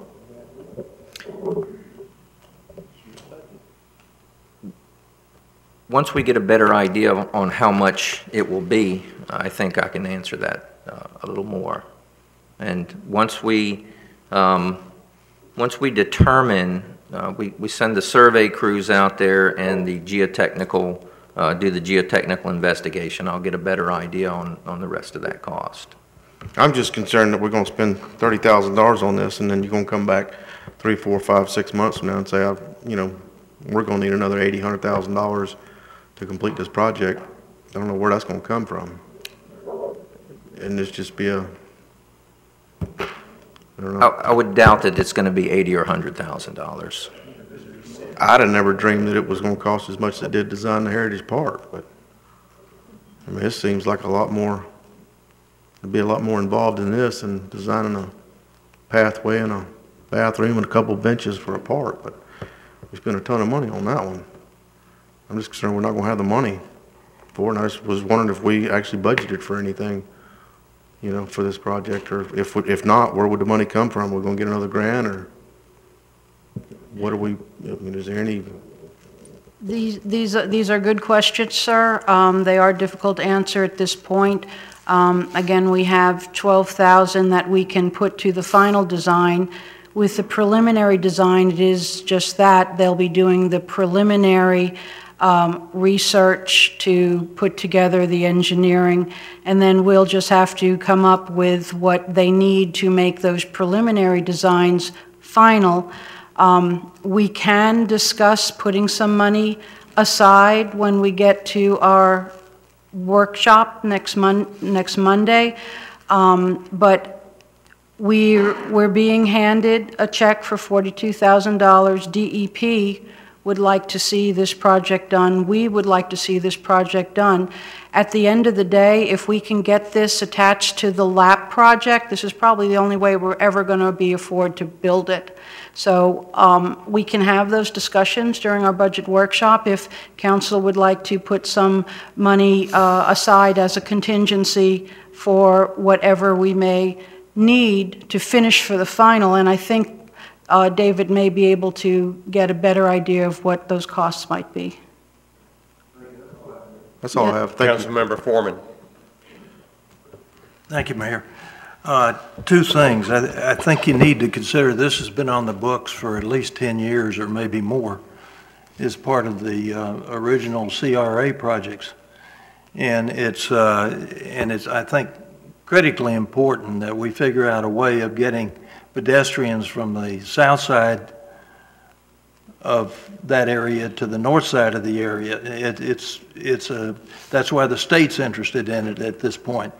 It's because it's probably the most direct way of getting people off the highway there. And finally, I'll have to say that from day one, many years ago, Tetra Tech was the design company for this, and I've got copies of their work at the house. And the only difference is at that time it was they were trying to get the easement resolved. Otherwise, it would have been done much sooner than now. So, you know, I think it's going to be a good thing for the city, and it'll be a safety factor for the pedestrians, and it'll give us another means of directing people to parking, which we can't do now. So I think it's going to be a good thing. Councilmember Morgan. We're absolutely sure that that's in the right-of-way, that the design is? Based on the survey that we had from the 3R project, that's what I used for this drawing. Okay, and that is the survey. Okay. Yeah. So we're fairly certain that this pathway would be in our right of way. I'm very certain it would. When we met with DOT in the field, they expressed their willingness to give up some of that shoulder. You see how wide the shoulder is? Yeah. It's about a 10 to 12 foot shoulder that approaches that bridge. So what we'd have to do is take out maybe 3 or 4 feet of that shoulder and build a reinforced concrete wall to protect, you know, any pedestrians there. Sure. And that gives us a little bit more room. As a matter of fact, this drawing doesn't depict that at all. Okay. Do we have a motion? We do not have a motion. We have a motion in 4 minutes. Thank you. We have a motion. Do we have a second? Yes. We have a motion and a second. Seeing no further discussion, I call for the vote.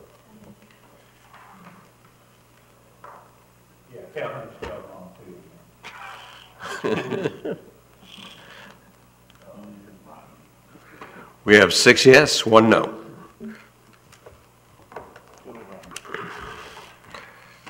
Ms. Lejeune? Yes, sir. The West Florida Regional Planning Council had presented their red line version of the comp plan to council. At that meeting, with thorough discussion, there was additional tasks that were given to the Planning Council to go back, make those revisions, and then we are now bringing it forward for this meeting, and Caitlin is here to present the revisions that council had asked for at the last meeting.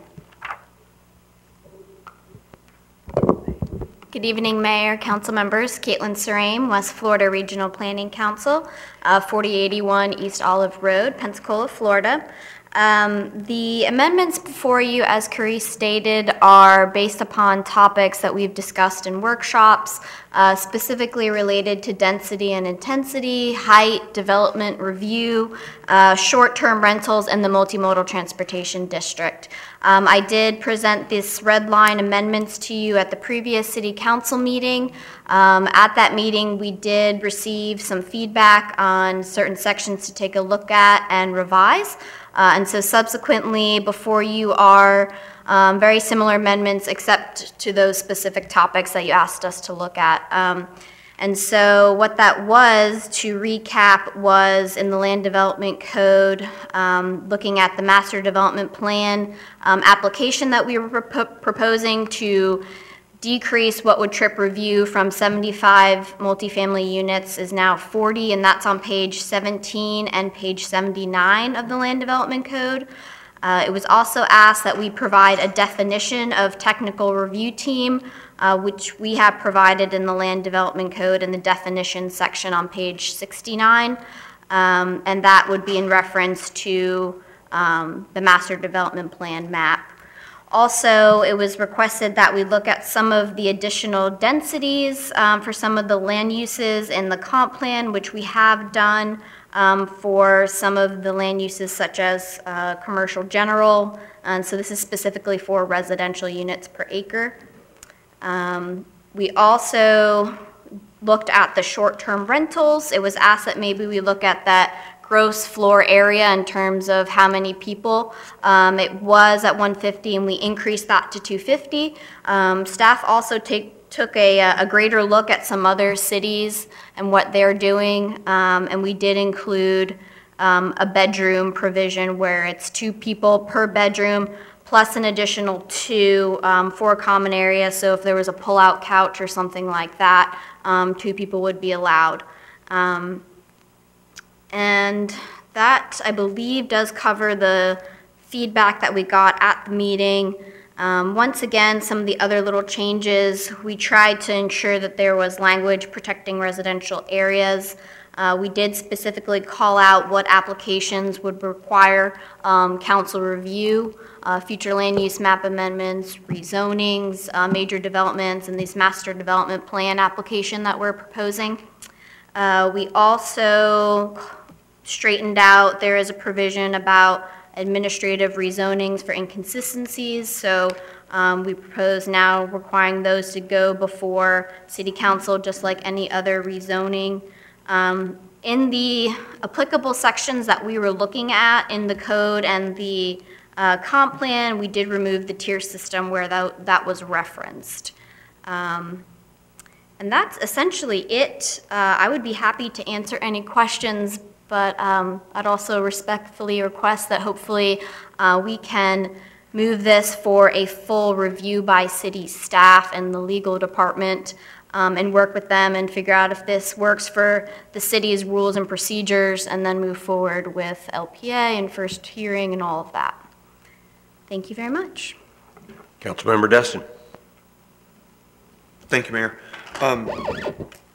Caitlin, did we make any changes to the South Harbor District's density? Let me bring that up real quick.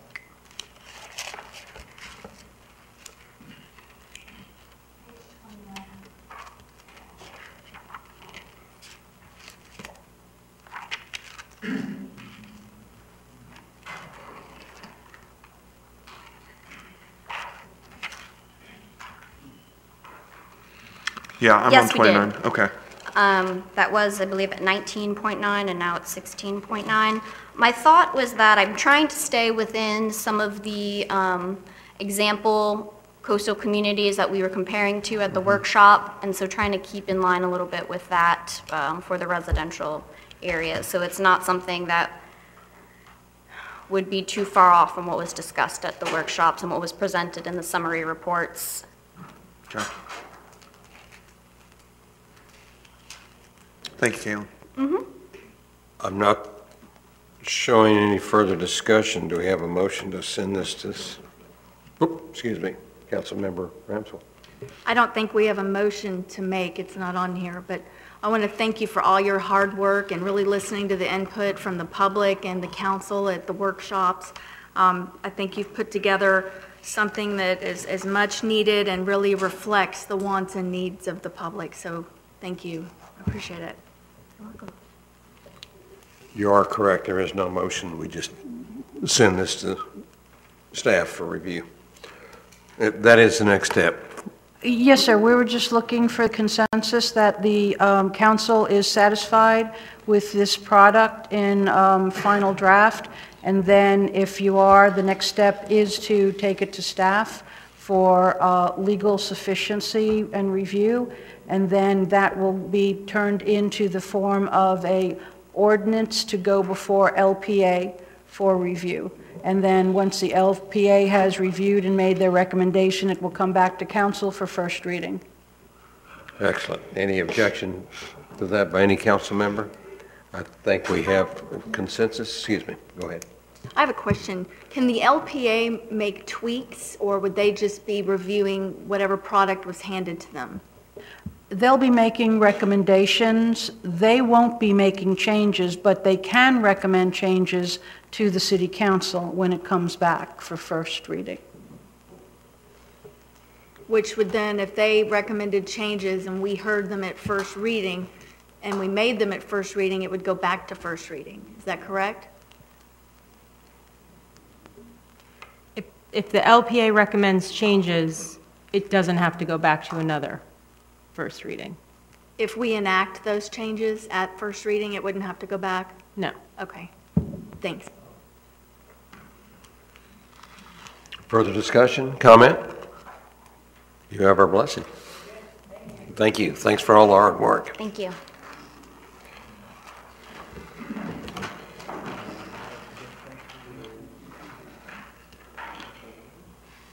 Ms. Lejeune, anything further?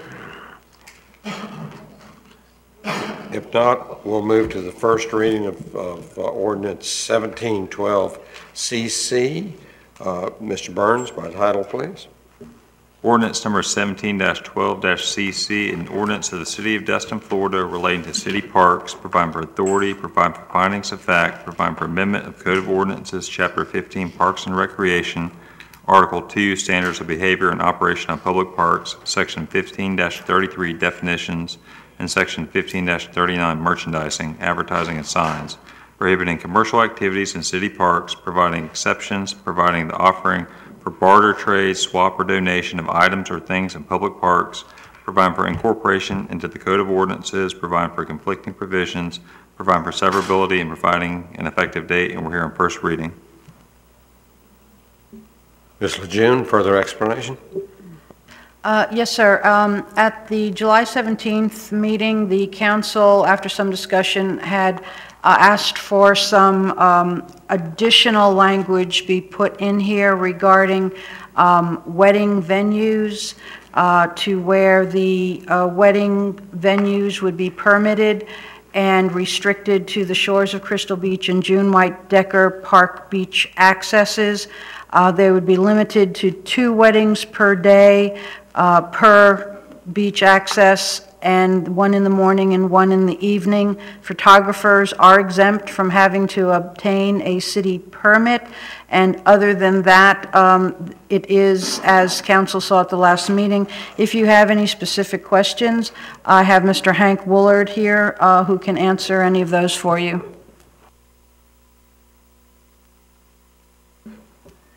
Councilmember Dixon. Yes, Mayor, I'd like to make the recommended motion. I move that the City Council approve proposed ordinance 17-12-CC on first reading and direct staff to schedule second reading for final adoption. Second. I have a motion. I have a second. Any further discussion? Comment? I've got one quick question. Are y'all aware of any jet ski operators operating out of one of the Crystal Beach accesses? Or no? May I ask Lance to come up and answer that, sir? Yeah. Thank you. Thanks. Sorry. I'm not going to change this again, I promise. That's just No, a question. I have someone not asked. been informed of any commercial activity of that nature taking place on Okay. any of the city right-of-ways or the city parks that are on. Is your mic on? Is your mic on? Yes, sir. Okay. I need it closer. I'm not aware of any activity like that. And if we were, this would allow us, give us teeth to stop it, correct? Yes. Okay, thank you. Councilmember Dixon. Yes, and I just see this from cobia fishing out there. They've got lanes set up to where they take their wave runners and go in to the lanes, and they basically go up onto the beach or to close to the beach, and they transfer people back and forth. And so do they not have to have a permit to do that? To rent wave runners and jet skis from the beach? Yes, sir, and by passing this ordinance, we had tried to get it before the season started. That was some of the issues that had come up actually last summer, where we had some wave runner and pontoon boat rentals from outside of the city who would post their telephone number, and people would call to rent, and they'd say, okay, well, just meet me over there at that Destin Park, and, you know, park your cars, and you can jump on the pontoon boat there and take off. So that was the impetus of this entire commercial activity in parks, was to keep the folks who are not legally doing business in the city with a BTR, to keep them from using our parks to do their business from. So this will allow us to stop that.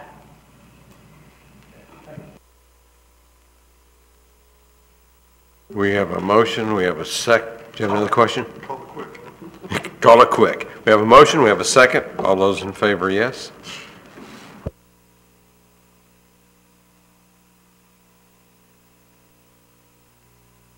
Unanimous, yes. We have a public hearing, second reading of ordinance 1718 CN, solid waste franchise agreement. Any member of the public is welcome to speak at this time on the Mayor, waste. let me read it by title first, and then we'll... Probably that would be best. Thank you, sorry. Ordinance number 17-18-CN, an ordinance of the City Council of the City of Destin, Florida, providing for the exclusive franchise to Waste Management, Inc. of Florida, a private corporation, for the collection and disposal of all residential and commercial trash, garbage, and other refuse within the city limits, providing for the collection of residential recyclable materials within the city limits, providing for definitions, grant of franchise, limits of franchise, term, franchise consideration, assignment, bankruptcy or insolvency, default, rate changes, rights of first refusal, restoration, compliance with laws, liability insurance, hold harmless, workers' compensation, performance bond, right to require performance, dispute resolution, operations during dispute, standard of performance, curbside recyclable materials, collection and disposal, recycling program, collection services and operations, office and collection hours, collection equipment, disposal routes and schedules, grantee personnel, spillage and litter, storms and other emergencies, non-discrimination provision, rates and changes, rate changes, delinquent accounts, accounting, right to audit, complaints, charges for failure of performance, venue, sovereign immunity, conflicting ordinance and resolutions, saving clause, and providing for an effective date. And we are here on a public hearing. Ms. Lejeune, further explanation? No, sir, this is the same item that you saw at the last meeting. We're just looking for approval. Thank you. This, again, is a public hearing. Any member of the audience wishes to speak on this? Not seeing anyone. Councilmember Dixon. Yes, Mayor, I'd like to make the recommended motion. I move that council approve proposed ordinance 17-18-CN on second reading. I have a motion. I have a second. Further discussion? Councilmember Ramswell. I was going to make the motion. Okay.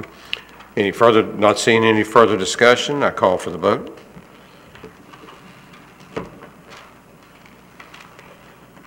Unanimous, yes.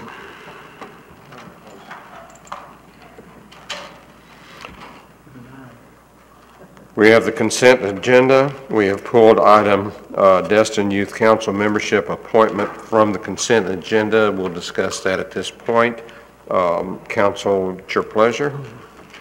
Mayor, if I might, I think you're currently allowed to have 14 on the youth council. And I discussed this with Ray, who runs the youth council. If we could make an allowance in our bylaws to have 3 members that are not in the city limits, unless there are 14 applicants from our city limits. This year we have 8. So it's not going to affect a Destin resident, or a Destin resident won't be bumped off. But in the event that we do have 14 residents from the city of Destin and applicants from outside the city limits, they would not be selected. So I don't know what motion you want me to make. Something Ray, like I'm sorry, I've got this locked on voting. Could you unlock it for me, please?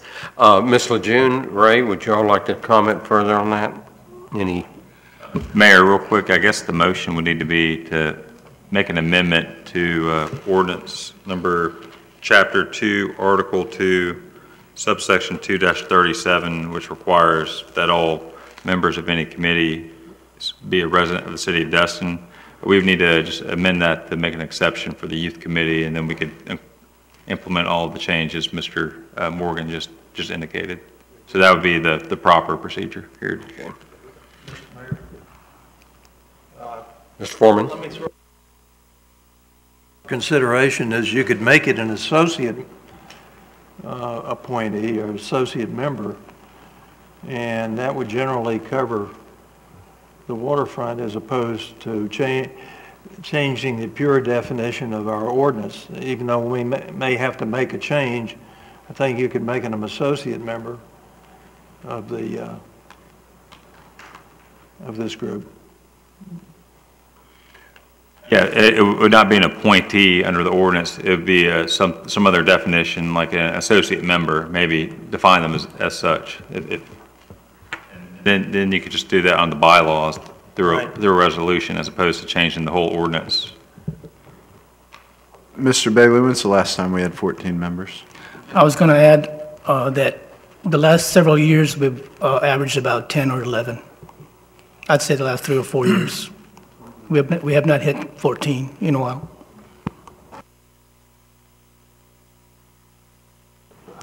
Well, I'll move my original motion to amend the bylaws, allow for 3. The ordinance of bylaws.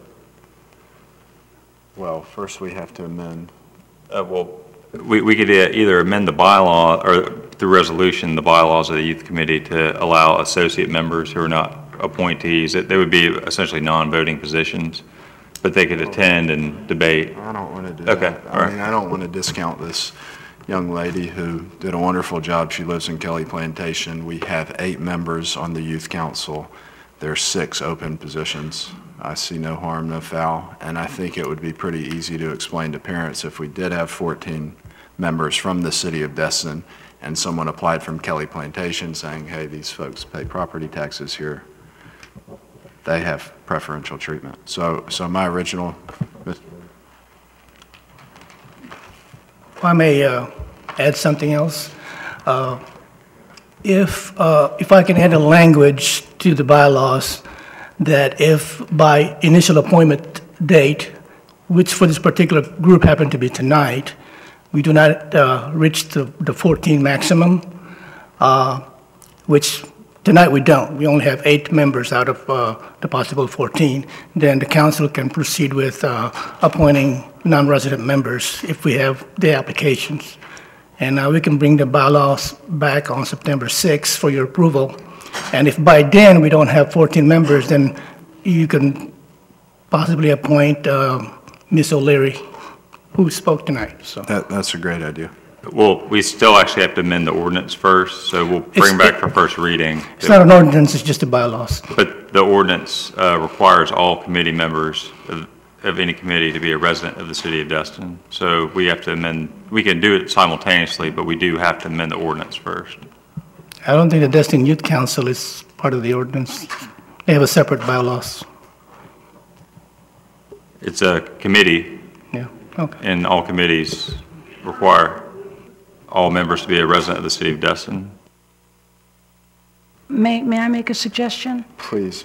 If the council would like to go ahead and appoint the youth that have applied tonight, then we will look and make sure that we bring back the correct document that needs to be amended with the language that you've suggested. And once that document is approved per process, then you can retroactively go ahead and appoint the other young lady at that point in time.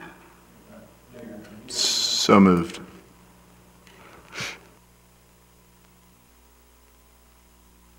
I have a motion. Do I have a second? I will second it, but I got I already have a second.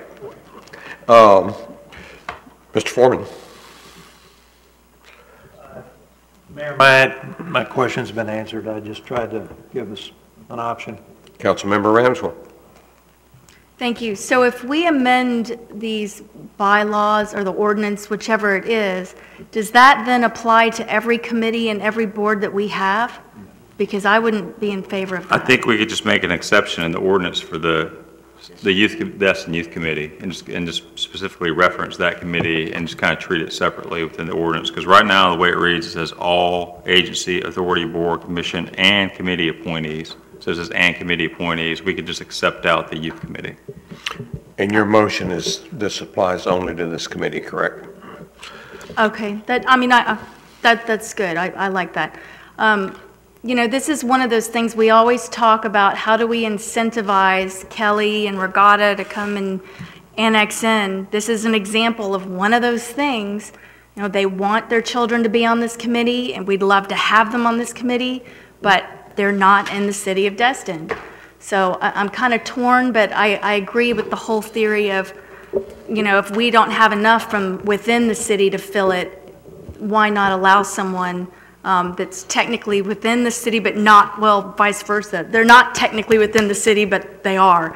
So I struggle with that, but I think we do need to all keep in mind that this is an example of one of those things that could be an incentive. Councilmember Dixon. Yes, whenever I first started looking at this, you know, first thing that crossed my mind is the fact that, you know, that this person, that this kid does not live in the city limits. But then I started, you know, she came up here and she presented herself very well. And the fact is that, you know, we want to encourage young people to get involved in government. And we want to, you know, this committee is not going to make any recommendations that basically are not going to come through us. So I don't really see the harm in it personally. And, you know, the fact is that we need more kids like that. And so if we can help them along their way and seeing how we do things and how government works, you know, then I'm all for it. I wouldn't want to do anything that would hold any child back. And this child, I can tell, has true potential, and I certainly would want to do anything I could to help that child no matter where they live. I worry about a non-voting position because basically what we're dealing with is high schoolers here. They walk in the door, they're going to feel substantial to the rest of the people in the room. And so I do worry about that. And why would they come and attend these meetings if they're not going to be eligible to vote? So, you know, with that, I can't remember if Councilmember Morgan's motion included them being basically non-voting members, but did they? Did they? I mean, I don't know. No. Our motion is she'll be a full member. All right. It'll come before Ray. If there's any spots open, then it'll be. I do agree with you know what Councilmember Ramswell has said about, you know, the fact that, you know, we want them to certainly join the city, but I can promise you this is not going to be one of the things where they're going to want to join the city on. So yeah, but I do want to encourage any child that comes before us like that wants to do better and wants to kind of learn and to do. I think we owe it to them to do everything we can to help them. We can make her an honorary member of the city. Make her the honorary mayor. The honorary mayor. I see no further discussion. I call for the vote.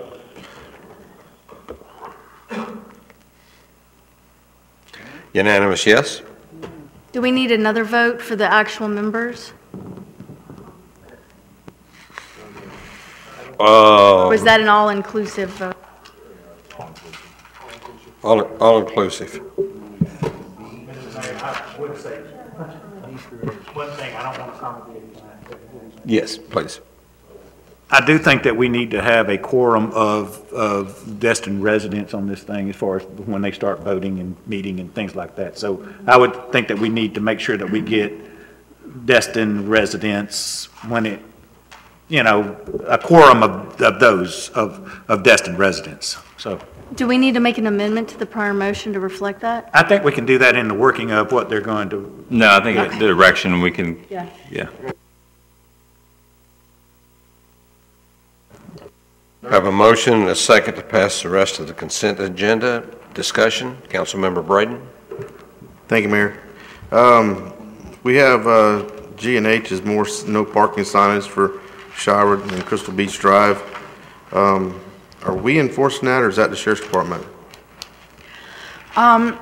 We've been in a little bit of a gray area due to some staffing shortages. However, this morning, we had a discussion with Captain Nix from the Sheriff's Office and our new code manager, Mr. John Mahone, and we are currently working out the process for being able to ticket those cars that are parked where the no parking signs are.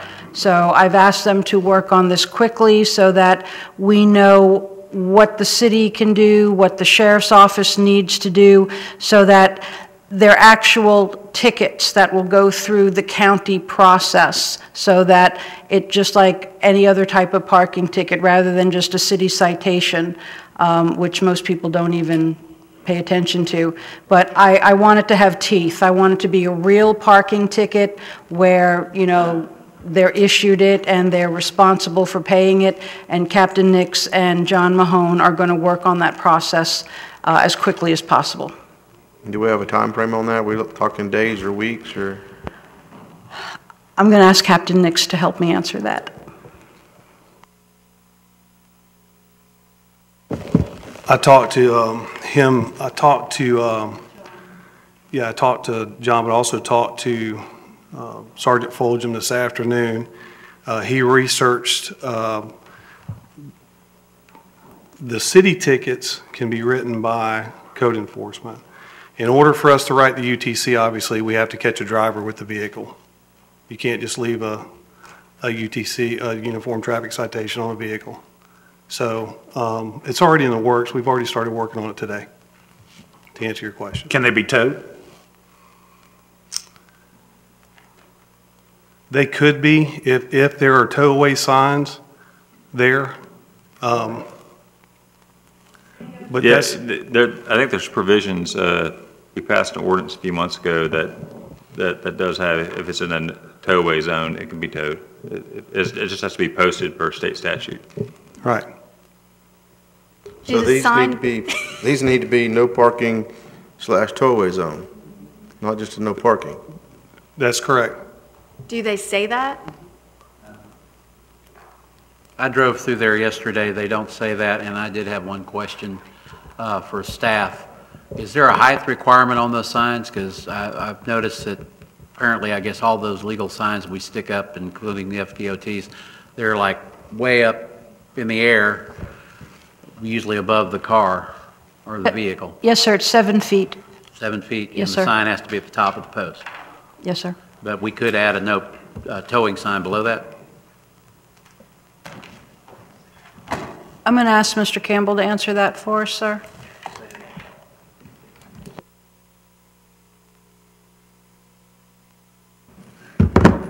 If we put no towing, we can't hang Not it. no towing, I mean, you know, if towing, yeah. we put towing enforced, we would have to put the phone number and the statute that applies. But that could be added to the sign. Do we have a towing service that we normally use for the city, or is that going to be something we have to do an RFP on also? Or do we, I guess we use the sheriff's rotation? The city manager and I discussed this in length about, we started doing this in Joe's Bayou. If a representative from the city, an employee of the city, wants a vehicle towed, the way we discussed it and the way it would work is so it could be tracked, is that the city employee would call the sheriff's office. For instance, at Joe's Bayou, somebody that parks down there without a trailer. The deputy would come down, initiate a CAD number for the computer so we have a way to track it, and then the vehicle would be towed off of our rotation wrecker service. Which I believe we did pass an ordinance years ago. I think I was on the council, that it is a Destin towing service, and it doesn't leave. No, we have an ordinance, I believe, with the city, because I remember voting on one where the towing service had to have the vehicle within a certain distance of the city, or within the city limits, a yard. Yes, sir, we do have that ordinance for Destin towing, and it's for private properties. For the towing that we're doing with the city parking lots, we're using the sheriff's rotational towing companies based upon a city employee contacting the sheriff's office and the sheriff's office coming out, and then we can use their rotational towing. Okay, that's all right. Wouldn't have to do but a couple and be over.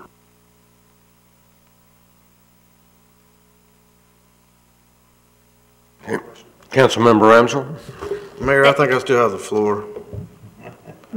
Thank you. Wait, I want to rant first. I know. You go ahead. I asked a question, everybody just jumped in. I think I still have the floor.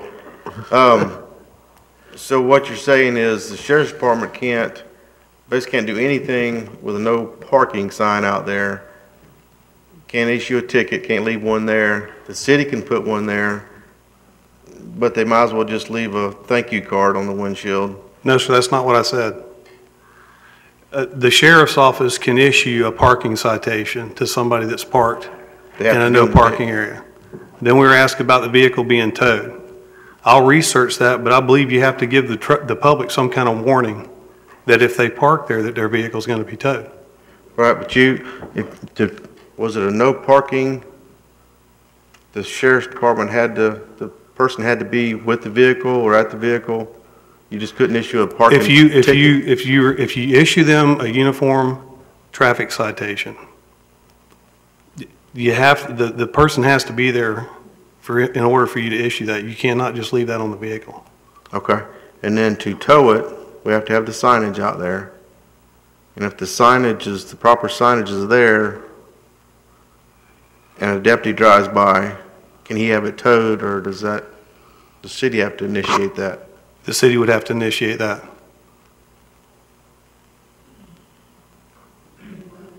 And as our no parking signs, what are we trying to do so that has some teeth in it, or is that possible to put some teeth in it if city code enforcement goes and issues a no parking or citation for no parking?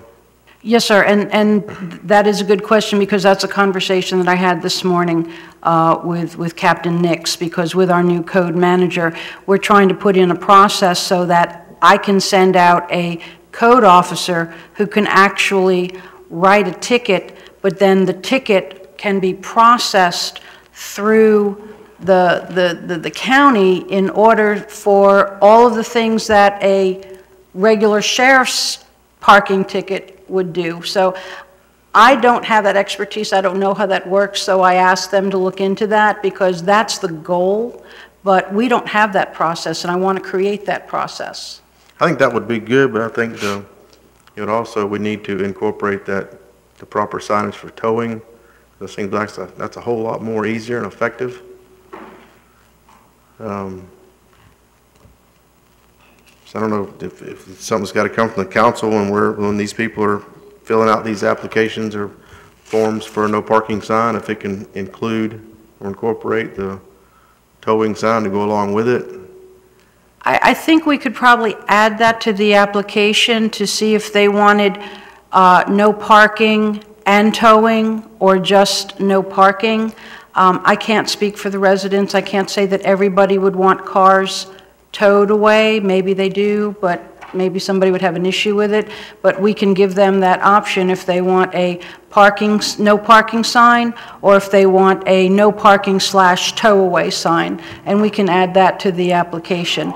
As far as what we would do with the parking signs that are currently out there, I need to defer to the attorney on whether the council can just unilaterally say, go ahead and put towing signs on all those parking signs we put up, because the parking signs were actually applications created by citizens that came before you for approval. So I don't know if the council can do that. You would need to amend the ordinance that was passed a few months ago, providing that procedure to also include tow-away signs as part of that. We'd have to amend that ordinance, and then we can change that on the application, and then the ones that are already there, they can come in and redo an application to change their sign or add that towing to the sign. That's allowable, whatever is workable for on the city side, the most efficient way. But yeah, they could come back in and probably fill out some sort of application to add a tow-away sign. So. Okay. Okay. Thank you so much. That's all I have, Mayor. Councilmember Ramsell. Thank you, Mayor. I'm really frustrated with this whole process, and not anyone in particular, not any one thing in particular, but the goals that we had set forth as a council were that we needed to address the parking on the right-of-way that was not only affecting views, obstructing views, but it was also negatively impacting the residents who couldn't even park in their own driveways or get out of their driveways. And so we had discussed at council meetings the need to seriously address this, give the code some teeth so our officers, both sheriff's officers and the code enforcement officers, could get the job done. And now what I'm hearing is, well, we did this, but you can't do that because we don't have the right code, or the sign's up, but it doesn't say this. Well, even if it did say that, it sounds like we can't even tow them because the statute's not on there and we don't have a towing company in effect. And I'm wondering why all of this wasn't addressed earlier in the process. I remember last year saying, why don't we have a roving tow truck driver that would eliminate the need for somebody to have to be patrolling and see it? These guys don't mind patrolling and picking up cars that are parked illegally. I'm very frustrated with the length of the process and the fact that I feel here we are, we thought we took care of stuff and apparently we haven't. I feel like we're back to square one. So can somebody please help me understand what specifically we need to do to get this taken care of? Because the situation is out of control for anyone that's been in Crystal Beach or even now in parts of Holiday Isle. It's a nightmare. Yes, ma'am, and I would be happy to address that for you. I was here last summer when we had that discussion, and we did talk about roving tows and things like that. It's all based on the specific direction that's given to staff. We have been dealing with this incrementally. If you recall, until just recently, the folks in Crystal Beach didn't want no parking signs in front of their houses. They finally decided that, yes, they wanted to, so we put together the application so that they could do that. And now we understand that the Crystal Beach residents might want towing. So if they want towing, then they can come in and they can request that, and we will put the tow sign out there as well. See, well, I guess I do mean to interrupt you. I'm sorry. No, that's fine. Go ahead. But see, that to me is a problem, because as a citizen, if I'm asking the city to put no parking signs out in front, it seems logical that if somebody parks there, they're going to get rid of the car, so the problem's not there. So it's not the same. Well, and I think that's the issue, is that was a disconnect that was not made clear to us or whoever, so that we could address it and give it the necessary teeth or code or whatever to address it. Yes, ma'am, and I understand that, and I understand the concern of the council. But at that point in time, the concern of the residents, they weren't willing to go to that length, and the council did not give staff direction to do no parking signs and no towing signs. We did in Joe's Bayou, but there was not a desire of the residents at that point in time during that discussion. Now there appears there is, and we are happy to do what we need to do to give the residents what they want. We need that clear direction from council. Now we can go forward and we can amend the ordinance. We can create an application that allows them to choose if they want parking and towing at the same time. But again, last year, the residents didn't even want parking signs. So it's been incremental because we've been trying to work with the residents and not just make law and regulation without their input.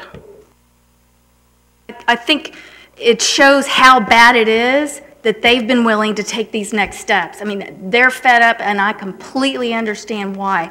I know, Captain Nix, you mentioned that you guys can't issue a UTC to a car. You have to actually have the person.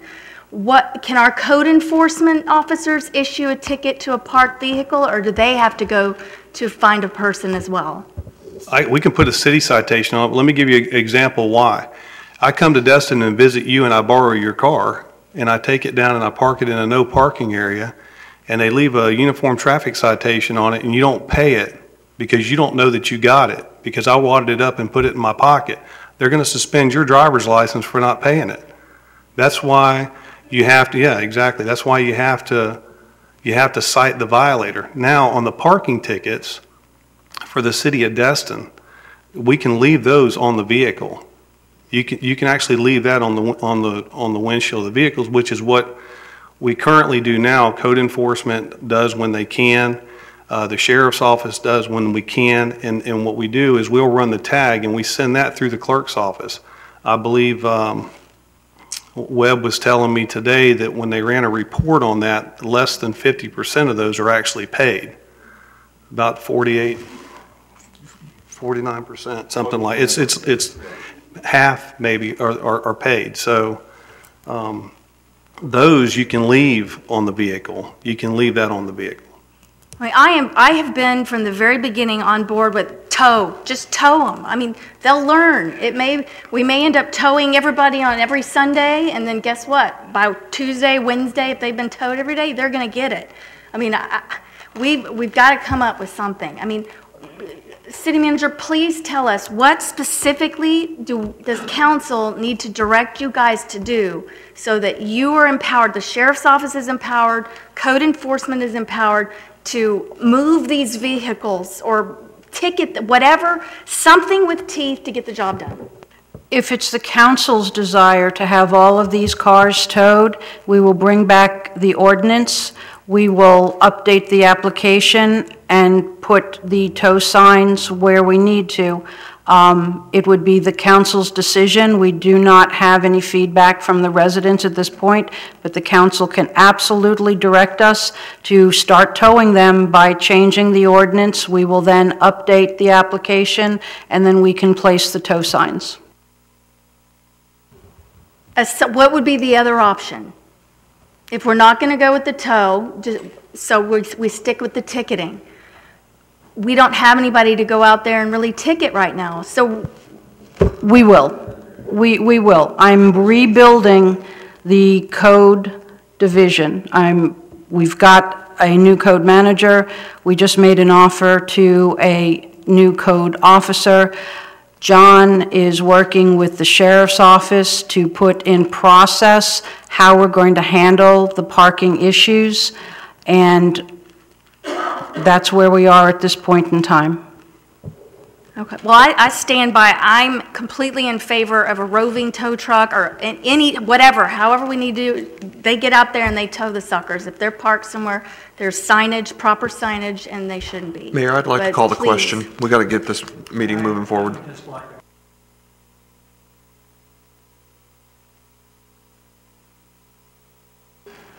First thing, you're only dealing with half of the equation if you tow cars. People got to have a place to park, especially along a beach area, especially along a tourism area. You got to have, we don't currently have that problem in tow. We've got to give them a place to go, and I can visualize every 12 feet down the entire highway there that we've got there, a no parking sign. Now that really looks great, you know, and then you're going to add a towing sign to boot. At some point in time, we're going to become the laughingstock of the coast. and you're not going to solve it by towing every car that comes into town. Yeah, they'll be left. I mean, well, it could be, I guess, you might do that, but the point I'm saying is that we're the problem wrong. We have to suddenly discover where we can identify parking areas, even if we have to ultimately have a satellite parking lot there somewhere where people can go, and then put meters in there. But in any event, I think if we keep putting up signs, we're just going to spend more money on signs. Councilmember Marler. In answer to two things. One, we'll just turn everything into paid parking in that area, and I guarantee you nobody will park there, since that's what happens at one of our parking lots. Secondly, the roving towing company, that's the reason that we have an ordinance restricting towing services in Destin. Roving towing companies have a tendency to be exactly that, roving, and also take your money and run, and they don't have to have certain regulations. So that's not the way to go either. That's why we changed it, because we had difficulties with roving towing services coming out there, picking up your car, and it would cost them hundreds and hundreds of dollars to get their car back or else, and half the time the cars weren't even in the city within, you know, a 6-mile distance. So that's not the way to go. But all joking aside, seriously, if you don't want enough people to park there, charge a fee, and I guarantee you they won't park there. We've got a motion to call the question. Unless someone strongly wants to add in, I'm going to call the question. Mayor, if I may, I apologize. I do not have a documented motion. We dispense of 7A. Did we move to? He moved to adopt the consent agenda. Adopt the rest of it? Okay. Yes. To adopt the rest of it, I seconded it, and then we started talking about parking. That was like an hour. Yeah, no. Yeah, thank you. Motion is second. I call the question. The motion is accept the consent agenda.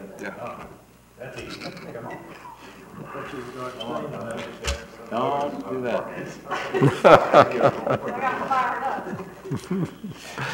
Well, we're up to 8. We only have 3 more to go. I have a unanimous yes, consent agenda is adopted. Councilmember Braden, you have the floor again.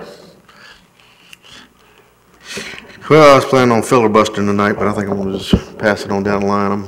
I'm good, Mayor. Thank you. Yeah, I have nothing more. I have one thing, and this won't take but a minute. If you would please review what we had decided on a no-wake zone in front of our boat launch.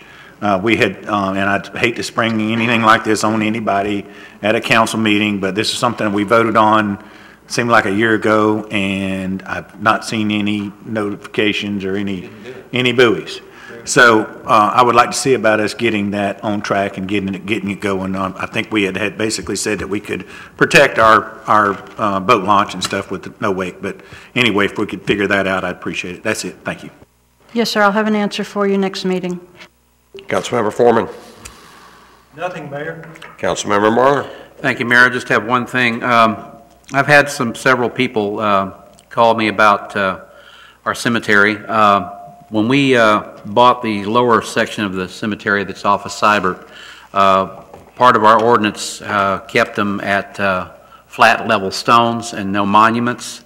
We've had a request, I've had a request from several citizens who have asked they would, since there's no room in the other part of the cemetery where there are monuments allowed, to be able to allow monuments. So I've already talked with Ms. Lejeune, and she's going to have staff bring forward some stuff next meeting. I believe that's what we discussed, about a section of the new cemetery, or the other new annex to the cemetery, of having an area for monuments versus the flat stones. The original reason for the flat stones was to make it easier for maintenance of the cemetery. And when the city became a city and we took over the original cemetery, we already had monuments there. So at the next meeting, we'll be bringing that up on the 21st under me. And secondly, the only thing I say is also on the 21st, if you haven't been watching and reading and everything, we have a solar eclipse. So it's going to be interesting Monday for that one. So that's all I have. Councilmember Destin. Nothing, Mayor. Thank you. Councilmember Worgan. With your indulgence, I have one thing I'd like to discuss with council. We are going to be hearing soon from our attorney consultant on the Gulf Power contract issue. City staff has completed almost a two-page list of items that we would like to see accomplished with a new contractor or a new contractor, either way. And I think it might be an advantage to the council if I and Ms. Lejeune and a couple of other staff members met with Gulf Power with this laundry list, just to see how receptive they're going to be to negotiating a contract that fits our needs, so that we would not be negotiating a contract. We would simply be asking general questions. How receptive are you to, say, underground lighting or underground utilities, better lighting? Are you willing to discuss that and negotiate it seriously? That would give, not get into dollars and cents or actually committing to do anything, but to bring back to council a feel from Gulf Power as to their negotiability for future contract negotiations, so you have that before you at the same time that you listen to the consultant give you your options on what you can do if you are not interested in continuing the relationship with Gulf Power. To give council a little more choice. And I said myself and Ms. Lejeune and staff that of course could be any member of this council that you would choose to appoint. Obviously city staff would be more important, and that would be Ms. Lejeune's selection of who she thinks is be most valuable in those conversations. But I throw that out and ask your, I don't think we need a vote, but. Actually, Mayor, if you're going to be doing some, even though they're not strict negotiations, to have any authority, they'll need to do a motion, given either you or whatever other council member is going to do this talk, the authority to do so. Okay. If council is receptive to this idea, I'd accept a motion, or we can have further discussions. Mayor, I'll make the motion. I have a motion. I have a second. Discussions? Comments? Limitations you want to put on us? Yeah.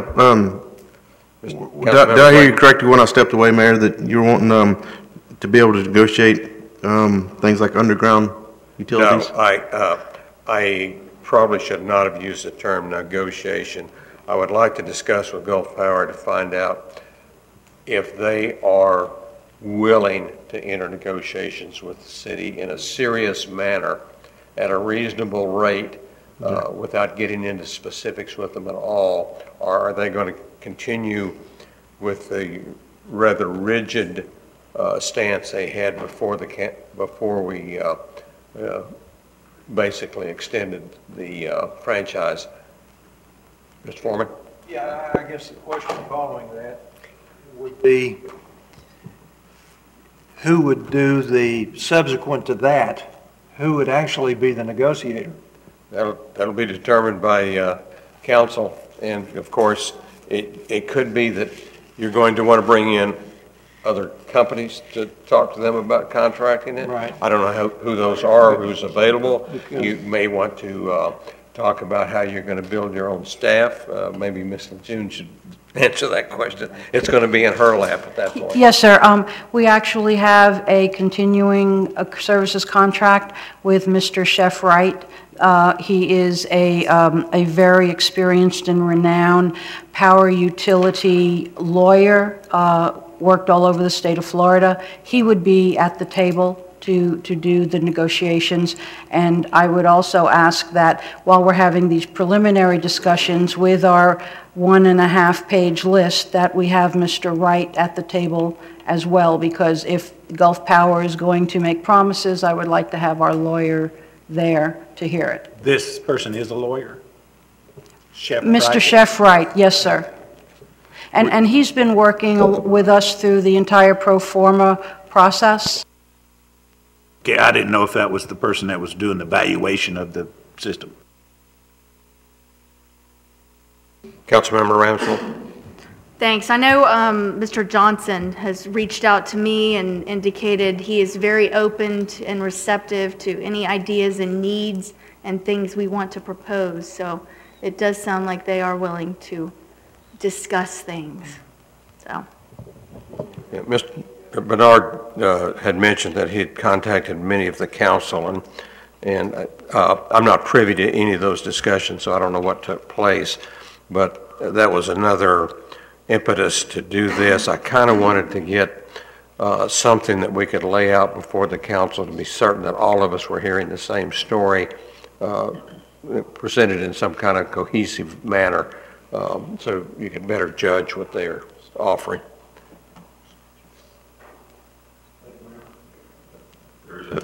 There is a pending motion. Yeah, we have a pending motion. Any further discussion?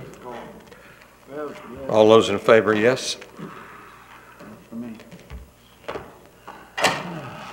We have a unanimous yes, and I'm assuming in that motion that included you wanted the mayor to do it rather than select a council member. Yep. I agree. Our land use attorney. Nothing, thank you. Thank you. Do we want to set the tentative special session for the 21st? We can do that. I haven't heard anything yet. I think that'd be prudent. Okay. Okay, so I don't have the name of the case. Give me 1 second. BI Inc. versus City of Destin. Okay, so we may receive a settlement proposal in connection with the BI litigation. So at this time, we're requesting that council set a tentative attorney-client session prior to the next city council meeting on August 21st for 5:30 p.m. And if we do not receive the proposal we're anticipating, then we would just go ahead and cancel the session. Is this 5:30 or 5? We were hoping that we could do it from 5:30, but if council thinks that it'll take longer than that, we could start at 5. Nobody knows what it's about. We haven't heard back yet from the attorney. We don't need a vote, we just need a consensus. I think You need a vote. we vote. You need a vote to set a special session, executive session like that. Motion to If approve we start at 5, at least you have a little break between the two meetings, if you prefer that. I can't make a motion. Motion to approve a February 21st temporary date for the hearing. Oh, February? Good Lord. August 21st for a potential legal hearing to begin at 5 o'clock. For special session, a special executive session. Yes, ma'am. Okay. Yes, Second? but she, Do I have a second? I'll second it, Mayor. I have a motion, I have a second. Councilmember Braden. Thank you, Mayor. Now, is this a negotiation or settlement Yes, it would be. with? That's what we're anticipating. With BI and the insurance company attorney, or? The insurance company attorney would be present. So if we, okay, thank you. I call the question. Mayor, I'm going to need to abstain on this one. I have well. And I have a conflict here too. I wanted to ask the question whether or not this vote would basically is just to have a meeting, is not to, This is just to have a meeting, to set a meeting. Tuffy, you could vote on this one tonight Okay. as opposed to. Yeah. You just have it to come out of session and. Yeah.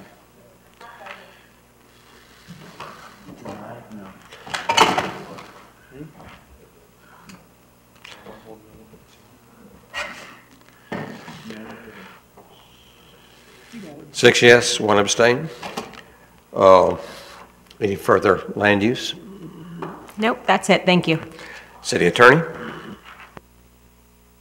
I don't have anything tonight, Mayor, but didn't you earlier indicate in the meeting with the city manager and I that you had something regarding the League of Cities that you'd wanted to discuss? I had noted that. I'm sorry, I moved that at the very first of the meeting we did. Okay, all right. Start of the meeting. It's done. I'm Thank you for reminding me, though. We've completed the business of the City Council this evening, and we are receptive to any member of the audience who would like to speak to council. Please stand up, wave your hand. Not seeing any movement. Meeting's adjourned.